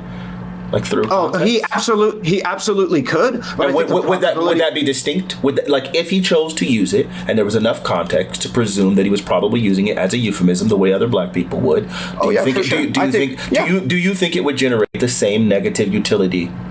Oh no. No, I don't. So context and all of context and messaging do matter. Yeah, yes, I've been clear on that. My whole position, it entirely around the N-word in general, is about its usage and the context of the individual who is using it. I think that there are many black people that use the N-word in a fashion that I consider unjustifiable, that use it in a way to further white supremacy. And I shouldn't say many, some, right? I don't think there's actually like a large. Can you give me an example of this? Jesse Lee Peterson. Does he use the N-word? I've never heard I haven't heard them in public, but I'm almost certainly they use it in private and amongst their friends or what have you, and when they clearly do not have the given, what I would say, understanding of the positive and negative utility of that word. That's what I would say. So, and let me guess this. And that's what matters to me. I don't care. Would you assume that so like Candace, you would assume that Candace Owens uses it in front of her white husband. Do you think then that Candace Owens' white husband uses the N-word with her too? Maybe not, but I know one thing for a fact is that Candace Owens' white husband is definitely going to have is disproportionately not going to have an educated or nuanced view of the N-word, because his wife is saying it in such a pejorative fashion and tacitly, essentially, literally denies racism. So this is really hard, like, because what you're asking me to do is just presume something that we don't have any evidence for. I asked you for an example of black people that were using the N-word in a negative way, and then the only example you could give me were two things that you just kind of happened behind closed doors. Hold on, no. I thought you were talking about specifically people. I can, like, can you give me an example of a person? Yeah, I think actually many of like Dave Chappelle's skits in which he uses the N-word is like pretty unjustifiable. I can't give you specific ones, no, but I'd say a fair amount of them. There's a fair amount of a lot of old black comedy, I would say, uses the N-word in a pretty unjustified fashion. Wait, do you have a problem with the N-word, or do you have a problem with the messaging? What's up? Is a problem with the N-word or the problem with the messaging in Dave skits? Both. Well, I need an example then. No. I want to make it clear. The N-word enhances the negative utility of the messaging. I have that position. I think it's weird. Hold on. I think it is weird that you are saying that the N-word does not enhance in any way, shape, or form the negative repercussion or the negative utilities generated by somebody's messaging. I think somebody using the N-word and making a comment about how, I don't know, black people stink, and then they use, instead of black people, the N-word. Like, that enhances the negative, the vitriol or the level of negative utility that is generated from that message. It is genuinely like an out-of-body experience for me to be talking to a black. I've never heard this take from a black person. I think most black people would agree with me here. I got a lot of chat with mostly niggas that are all agreeing with me right now. That's crazy. But hold on. No. Let him finish, please. Yeah, just to be clear. I never thought I would hear that the N-word is not a force amplifier when it comes towards negative utility towards the black community. I never thought I would hear this from like somebody that considers themselves educated on black issues, like me personally. Okay. I know you want to respond to that. But hey, this is an 11-hour stream. I don't want to make it a 12-hour stream. We touched on a lot of things here. Let me just get the final statement. No. So let's listen to. All right, I love you, Prime. I love you. Go ahead. Okay, all right. I know there's a lot of you out here who've loved what you've seen so far. If you haven't done already, hit the follow button, hit the notification bell. Do it right now before you leave, and then before you miss out on something else. And you'll comment, oh, Destiny's here. Oh, there's something else I missed. All right, so I'm trying to let you avoid that terrible fate. Okay. Hit the follow button, hit the notification bell right now. Now is the time to do it, not later. Do it now. Okay. We do this all the time. 6 days a week. We'll be back. Later on today. With our all black everything panel. This will probably be a fucking. Oh my god. Something, I don't know. Whatever. Right. Come back for that. We'll have another panel on Friday. We'll have our primetime morale on Saturday. We'll have a revelry on Monday. We'll have Amazon Lily on Tuesday. And yes, we'll have another panel here on Wednesday, because 6 days a week we give you this content, and I think we give you a lot of value here. So if you want, now's the time also to sub if you haven't done so already. But yes, help us out, follow the channel at the very least. Also, of course, we have a YouTube channel, exclamation point YouTube, in the chat, to see where we'll place all the VODs and the highlights. Please hit that YouTube button right there. It's right there in the chat. Hit it, exclamation point YouTube, to be able to get to that link. Now, okay, two things. I am going to raid somebody, and it will probably be relevant to me inside the stream. And then these individuals can continue their conversation, right? They can keep yelling at each other. So, Fanatiq, you get to see the final word or something, right? Don't worry, buddy. I got you. I've been thinking about you. So, okay. Relevant starting the stream, so I'm waiting on him to do that. But also, I'm started. Okay. So I want to make sure, Fanatiq, but I know there's something more important you have to say, right? More important is what you were going to say, which you have forgotten to say, is about your music, right? The amazing album you dropped, right? The track that you dropped, Aria, right? It's amazing music that you want to be listening to, that you want to relax to after a long conversation about the fucking N-word, right? Yeah, for sure. So my man Fanatiq, what he's going to do, what he's already done, is drop the link in the chat, right? I did. So all the wonderful individuals here can follow him. It's really good music. Everyone says so. Go ahead and check it out. There it is. The link is in the chat. The Destructo Kid link. Kid link that Mr. Fanatiq dropped into the chat. Go listen to his music. Go buy his music. Go help him out. He's a great artist. You want to support him. He gave you a lot of content just now. I want you to go support him, right? And now, since and relevant, I'm not even going to give him an outro, right? But rate him anyway, right? So it doesn't matter. But our relevant, seriously, thank you for being so kind. I didn't talk like chat. Appreciate it, buddy. Yeah, of course, absolutely, dude. I'm actually a big fan. Thanks. I've been a big fan even before and after you crushed me in debate that one time. Of course. Yes. So I'm gonna send you off to our relevance. Please be good to him. Be good to both of these guys. And yes, please be so kind as to help out Fanatiq. Go buy his music. Hit my go to my YouTube and do the things. All right. Anyway, off you go. This has been really long. I want to go to bed.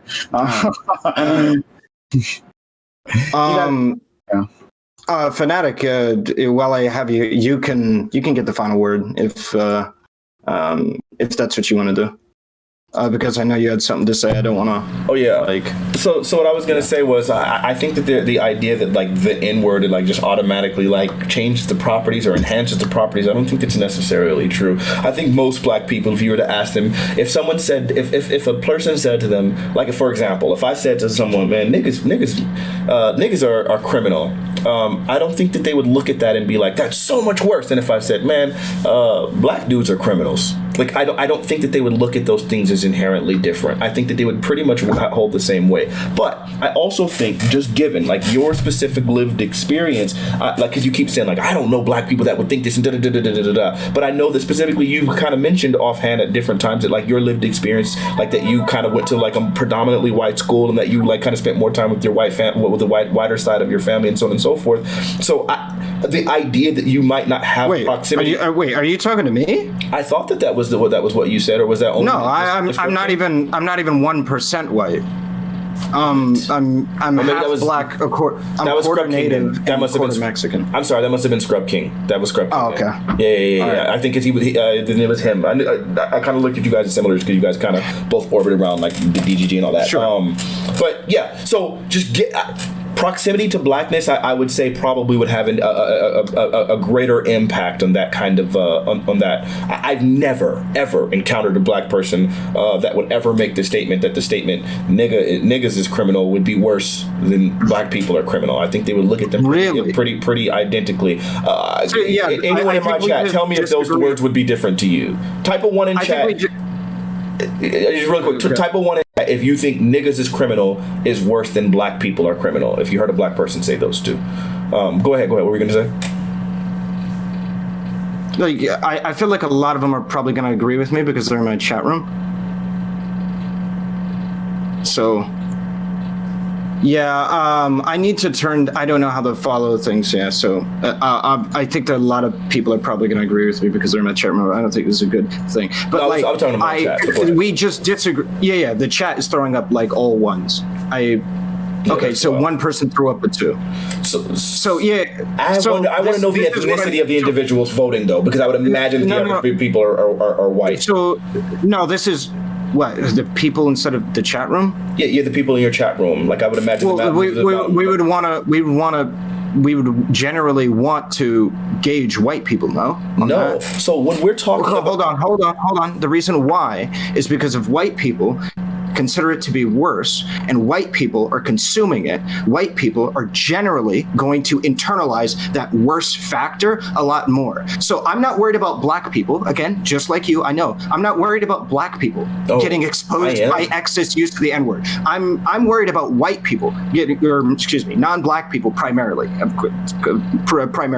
getting exposed to the N-word. So if a bunch of white people think that it's a problem, right, and think that it's problematic because it can get rooted in their minds, I think that matters a lot. This is actually one scenario where I think the lived white experience actually matters, because if white people are telling you, hey, guess what, my black friend using the N-word in now that he's on his own stream, he's just going to start grandstanding and not letting me get words, and I'm going to jump out of the conversation really quickly. In a sentence where he's like, black people are stealing, or niggas be stealing, right? A white person says, yeah, my black friend saying that makes me feel really like okay with being able to use the N-word around him. I think that is one scenario where we should really take into account the white lived experience. That wasn't the question that was asked, number one. Number two, when we're talking about gauging whether or not the word is harmful, I'm going to probably first care and probably put more preeminence towards the black thought on the black word that's used to heal, that was used specifically against black people, and that black people decided to make a euphemism, and that black people are using it as part of black people's healing process, and that black people are creating music for black people, so that so ultimately, while sure, I guess maybe it does matter what white people think in the end when it comes to them and their usage and their adoption of the word if they choose to do so. Ultimately, what I'm going to first base it on is going to be black people, and that's why I was asking black people. Do black people think that someone saying the word niggas be stealing would be different? No. Do you agree that if a bunch of, let's say every single white person says, if a black person says this to me, I will start lynching black people? Let's use an extreme hypothetical. If a black person uses the word niggas be stealing instead of black people be stealing, a bunch of white people are like, yeah, like I'm going to start killing black people if you do this. Do you think that it would be a good idea to listen to those white people, or do you think that we should just ignore them? Irrelevant. This is so hard for me to even like conceptualize. Okay, this is a basic hypothetical. It's not a basic hypothetical. Like you're very basic hypothetical. I can reel it back if you would like me to. Please do something reasonable. No, I'll make it, because you just said you had an issue with the hypothetical. Let me change the hypothetical to something reasonable. Instead of lynching black people. Sure, that they think it is okay for them to use it. If all white people, 100% of white people said, if a black person uses the N-word and says niggas be stealing instead of black people be stealing, 100% of white people say, I think it's okay for me to use the N-word. After that, do you think it is a good or bad thing to listen to those white people and be like, perhaps we shouldn't do that? What do you think? It depends on my purpose for it. Like, okay, so if I felt like the phrase, which I don't, if I felt like the phrase niggas be stealing had some sort of positive utility, like, I don't know, being a euphemism, reclaiming the word, being part of our healing, devaluing the word such that it's no longer dehumanizing to us, and all of the other tangential benefits that come from us using the N-word in the way that we do, I probably wouldn't expect us to forego this in order to protect white people from themselves. Now, what I would say is, so that's why this example is really, really harmful. Like, I mean, it doesn't stand up. If it was just like, oh, we're just using this word just because we want to, because it just feels good, or I don't know, not feels good, but because it just I don't know, we're just used to doing it. I'm all for changing tradition if it doesn't have any any benefit or any positive utility. But all of the positive utility outweighs the idea that there might be some white people who will forego all of the other training that they've had and might accidentally say nigga in front of a few black people and get beat on. Like, I'm not going to stop saying it for that reason. I just say no, because you don't have to throw the baby out with the bathwater. I can simultaneously say that black people using it in a given context, just specifically, whatever context that like is pertinent to the given discussion, is like a bad thing to do. I can say that it is a wrong thing to do, while simultaneously saying that there's perfectly appropriate ways to being able to use the N-word in public. But I think that should massively be impacted about the negative utility generated by the groups of people that take in the kinds of media that we're outputting. It's the same thing I do with my rhetoric on my stream. I judge it based off of the likelihood that the individuals listening to my messaging might misinterpret or otherwise use my words in a way that would generate negative utility. The point of contention that we have is our disagreement on descriptive reality when it comes to whether or not the term niggas be stealing or black people be stealing causes more negative utility inside of society. That is 100% our point of contention, and I'm perfectly fine with leaving it off there if you are. Okay, so let me ask you really quickly. So there are some differences, but I think Destiny agreed to a point that I think was really valid here. Do you think that white people, having listened to hip hop, would still feel comfortable saying that the average white person that has consumed hip hop would feel comfortable saying the N-word in front of black people that they don't know? I think they would feel more comfortable after listening to hip hop rather than not listening. That wasn't the question that I asked, and Destiny answered it pretty simply. I asked that you do the same. Do you think white people would feel comfortable after consuming hip hop using the N-word in front of black people that they don't know? The average white person, do you think they would feel? You said after consuming hip hop. So there was a context in the conversation, because the context of the conversation. Yes, I did, but to make sure the context of the conversation was basically Destiny was saying that more hip hop is consumed by white people, right? Yeah. So Destiny was saying that more hip hop is consumed by white people in general, and so by that he was saying, so then black people should whatever, yada yada yada. So I eventually asked him, so given that, do you think that the average white person that has consumed hip hop thinks it's okay or would feel comfortable using the N-word in front of black people? His answer was no. Do you disagree with Destiny? Okay. Hold on. You're divorcing it from the context. I don't know why you brought it back. So in the context of the conversation we're having, you understand Destiny's point is that hip hop and rap can perpetuate an idea wherein which people may not understand either the gravity and or the individuals producing hip hop may perpetuate negative stereotypes or negative utility inside of society with their use of the N-word. So this actually has nothing to do with the point whatsoever. Yes, it does, because yet despite all that, Destiny said no. He still knew. He still said the answer was no. I can answer the hypothetical. I'm just telling you why it doesn't work. It's not just a hypothetical. It was literally in relation to the conversation we were having specifically about the consumption of hip hop music, and him saying it was predominantly white. And I asked him, would those same white people feel comfortable using the N-word in front of black people? And he said no. Allow me to phrase why I don't think it works. My statement is that hip hop and rap can perpetuate, if done incorrectly, can perpetuate negative stereotypes amongst non-white people to be able to use in their prejudice against black people.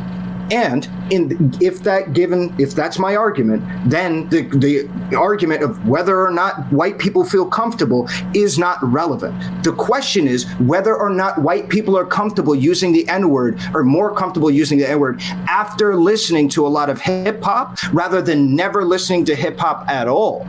Is the question. Okay, so really simple. Yes. So you think people are more comfortable? No, not just more. Not just more. Not just more. That's not the question. That's not the question I asked you. But that's not the question I asked you. The question I asked you before you went off on your tangent is, do white people that have listened to hip hop feel comfortable? Does the average white person having listened to hip hop feel comfortable using the N-word around black people that they don't know? I would say probably not. Probably not. So then, however, hold on. So if I can make the point, even my point. No. But the point is, you've been claiming this entire time that the negative utility around the N-word being in hip hop is that somehow it would confuse white people or give them the impression that the N-word was acceptable vernacular for them to use. Yet you're still. Okay, fine, more. But if they had never listened to hip hop in the first place. Sure. And you know what? I can concede that point. But if at the end of it all, okay, I got you. But hold on. But if at the end of it all, we still have the vast majority of white people, even those who have consumed hip-hops, even if we control for only those who have consumed hip-hop, we know that the vast majority of them don't feel comfortable using the N-word around black people and know that it's not acceptable for them to use, then that means that negative utility is outweighed by all the positive utility from the healing process. What? Yes, from the healing process, from the euphemism, from the black people expressing their culture, from the shared, from all of those things. So is your metric for whether or not black people's healing generates more positive utility than white people's negative utility of using the N-word, whether or not a majority of white people think it's okay to use the N-word around, like, what a weird barometer. Like, these things are not relevant. Allow me to say why I don't believe that they are. 100% of black or white people can think that it's not okay to use the N-word around black people because they're scared of black people, but simultaneously fucking lynch them. And then the process with which, yes, they can. It's just because it literally has no bearing on reality. You are relevant like four times now. You've gone into these absolutely absurd hypotheticals that are complete. Everything I've been doing is I can entertain a hypothetical, but I can entertain a hypothetical. But if I'm giving you a real life, real world situation that I'm applying to the real life, real world, I would say that I am giving you a real life, real world example. So it's not a real life, real world. It's not a real life, real world example because the average white person doesn't think it's okay to hang black people. No, okay, so I get it. So hold on. There's a problem where it comes to some people can't entertain extreme hypotheticals. So I just don't think that they're beneficial. Okay, sir. It's something called the principle of explosion. Look it up, please. I know what really it is. So that's exactly what I'm doing. But it's ridiculous and it's absurd and unnecessary when we're basing this in reality. No, it's not unnecessary. You don't like it because it makes you rhetorically sound bad. That's the whole point, is to get individuals that base their opinion on rhetoric to be able to understand that their position is not okay by exploding their position through an extreme hypothetical and showing how bad their position is rhetorically. When they hear it back to themselves, in the hopes that individual would go, you know what, I actually don't like I'm about to do this nigga the way he does me over and over again. Watch this. Create some kind of criteria so it doesn't happen. That's the reason why that given example is used. But I can run it back again.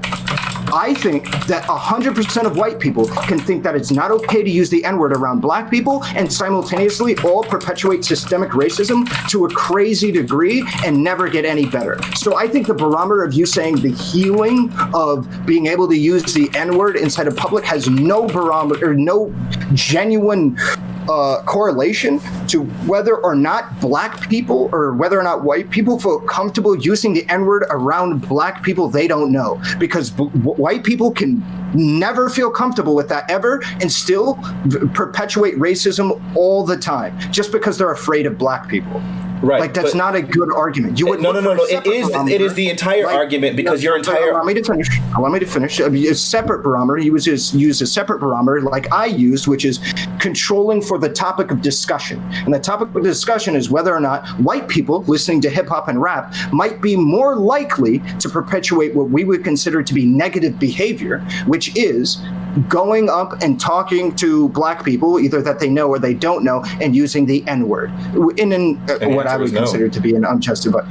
You agreed with it earlier that you think that white people listening to hip hop and rap, you said you conceded to the idea that people listening to hip hop. Yes, you're right. I did say that there could be some that don't, but it doesn't matter at the end of the day. If the average white person knows this, then I think we can. If the average white person, not even just the average, if the vast majority, which was the way I had originally asked the question, if the vast majority of white people recognize that simply that them listening to hip hop doesn't give them license to use the N-word, then your entire argument has been so far, what at least I felt like it had been, that there was a negative utility from black people using the N-word, and the negative utility was specifically right. No, Destiny's argument was that there definitely was, and that negative utility was that white people. So I know for a fact. So hold on, no. Let me make sure I'm finishing so that you, if you disagree with this, then that's fine. But let me get it out so that you know exactly what you're disagreeing with.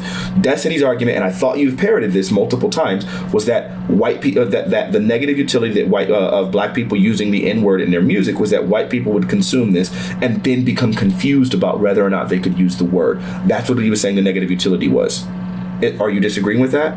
Well, no, the thing I disagree with is the idea that he said it was bad to use the N-word intrinsically. No, I didn't say that intrinsically. I never used those words. I was specifically saying that you said negative utility.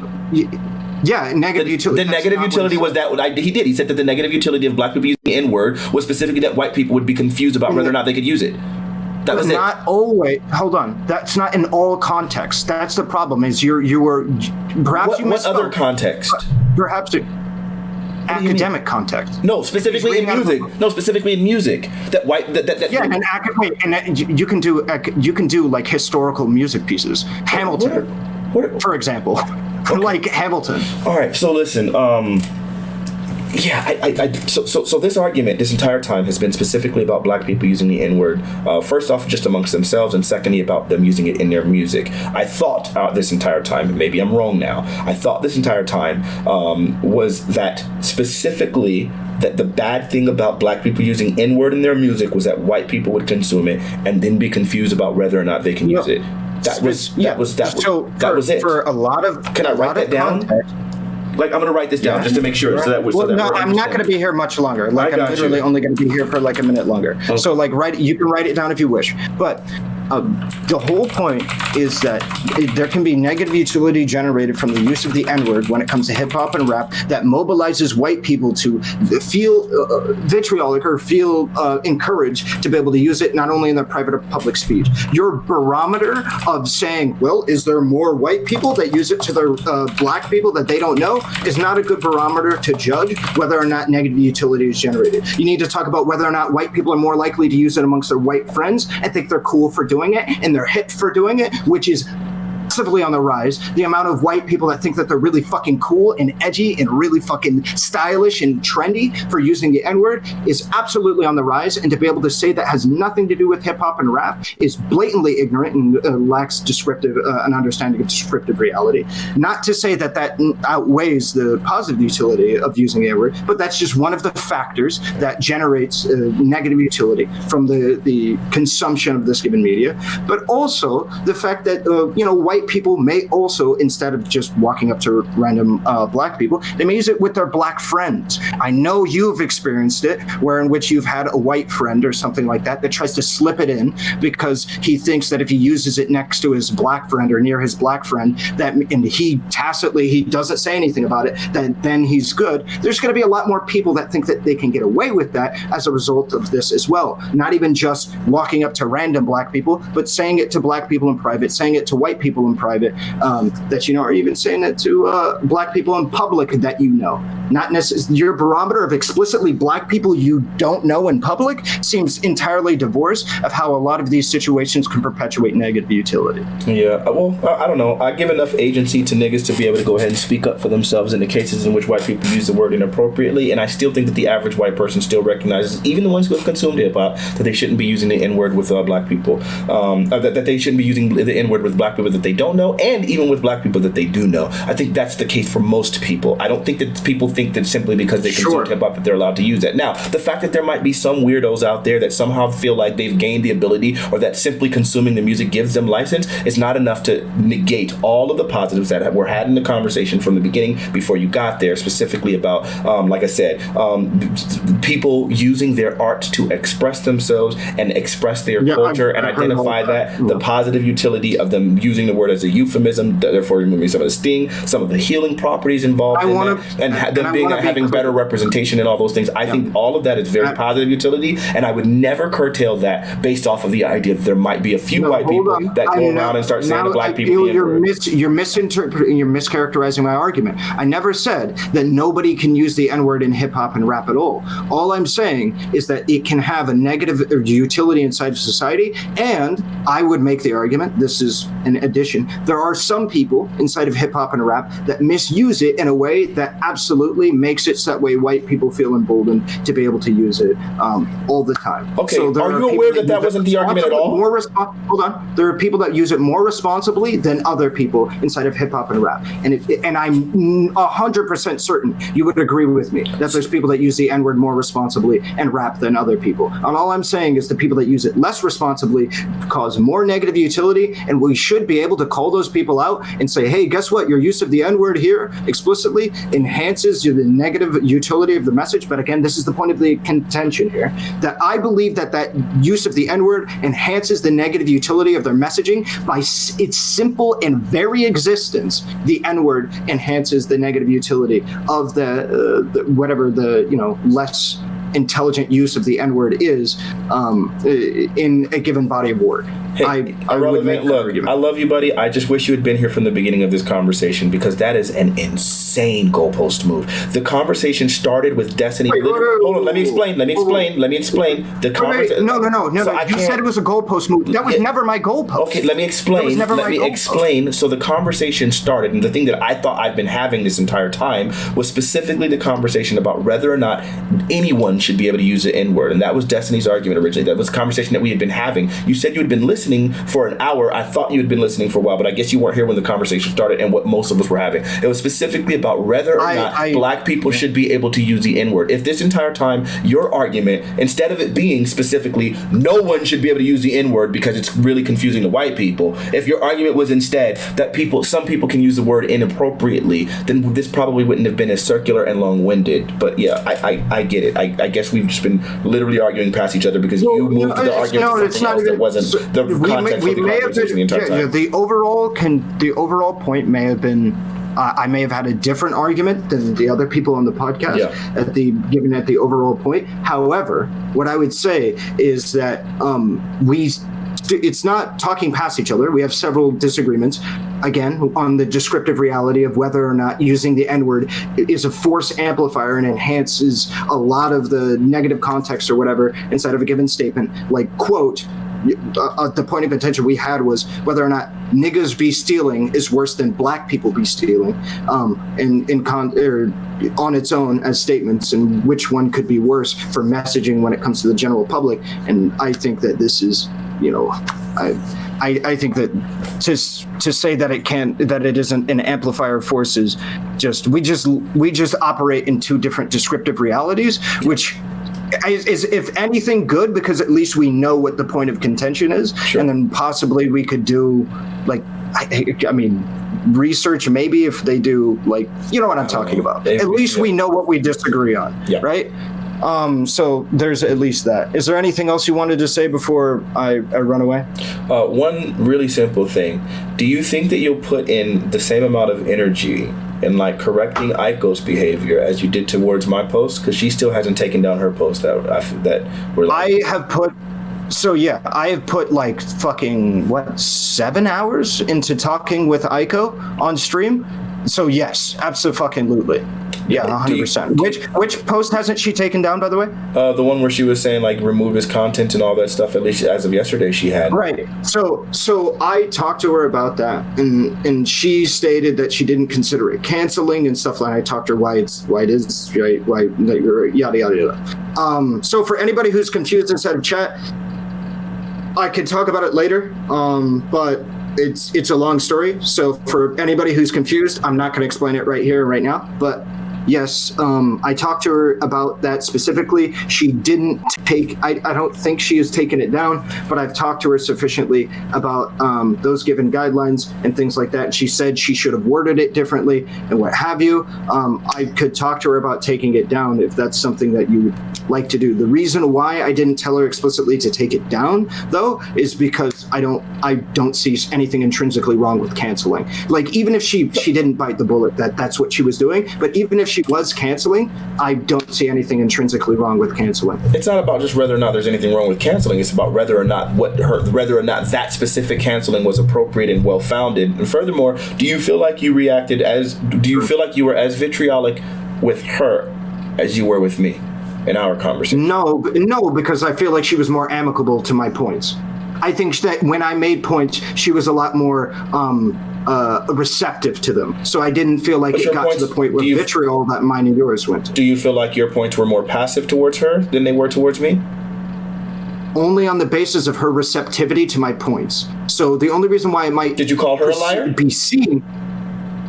No, because the point of contention was whether or not you lied, and I believe you did. But you didn't call her a liar, but you don't feel like she lied?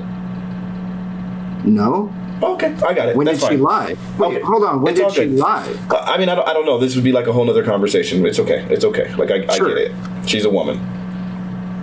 Oh, what is this? What are you doing? What is this bit? A bit? I just think what is this bit? It's not a bit. It's just I think you were significantly more passive to her than you were to me because she's a woman. Okay, sure. All right. Okay. Peace out. Sure, buddy. Yep. All right.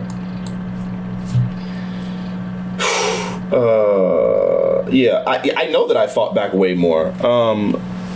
But he was also significantly more aggressive to me from the beginning. Like from the very beginning, it was just like, and I'm being like, I was super amenable to his points, and then it was just like, no, you're being a liar. Then he like just started literally not letting me speak and just becoming like outright aggressive. But that's that.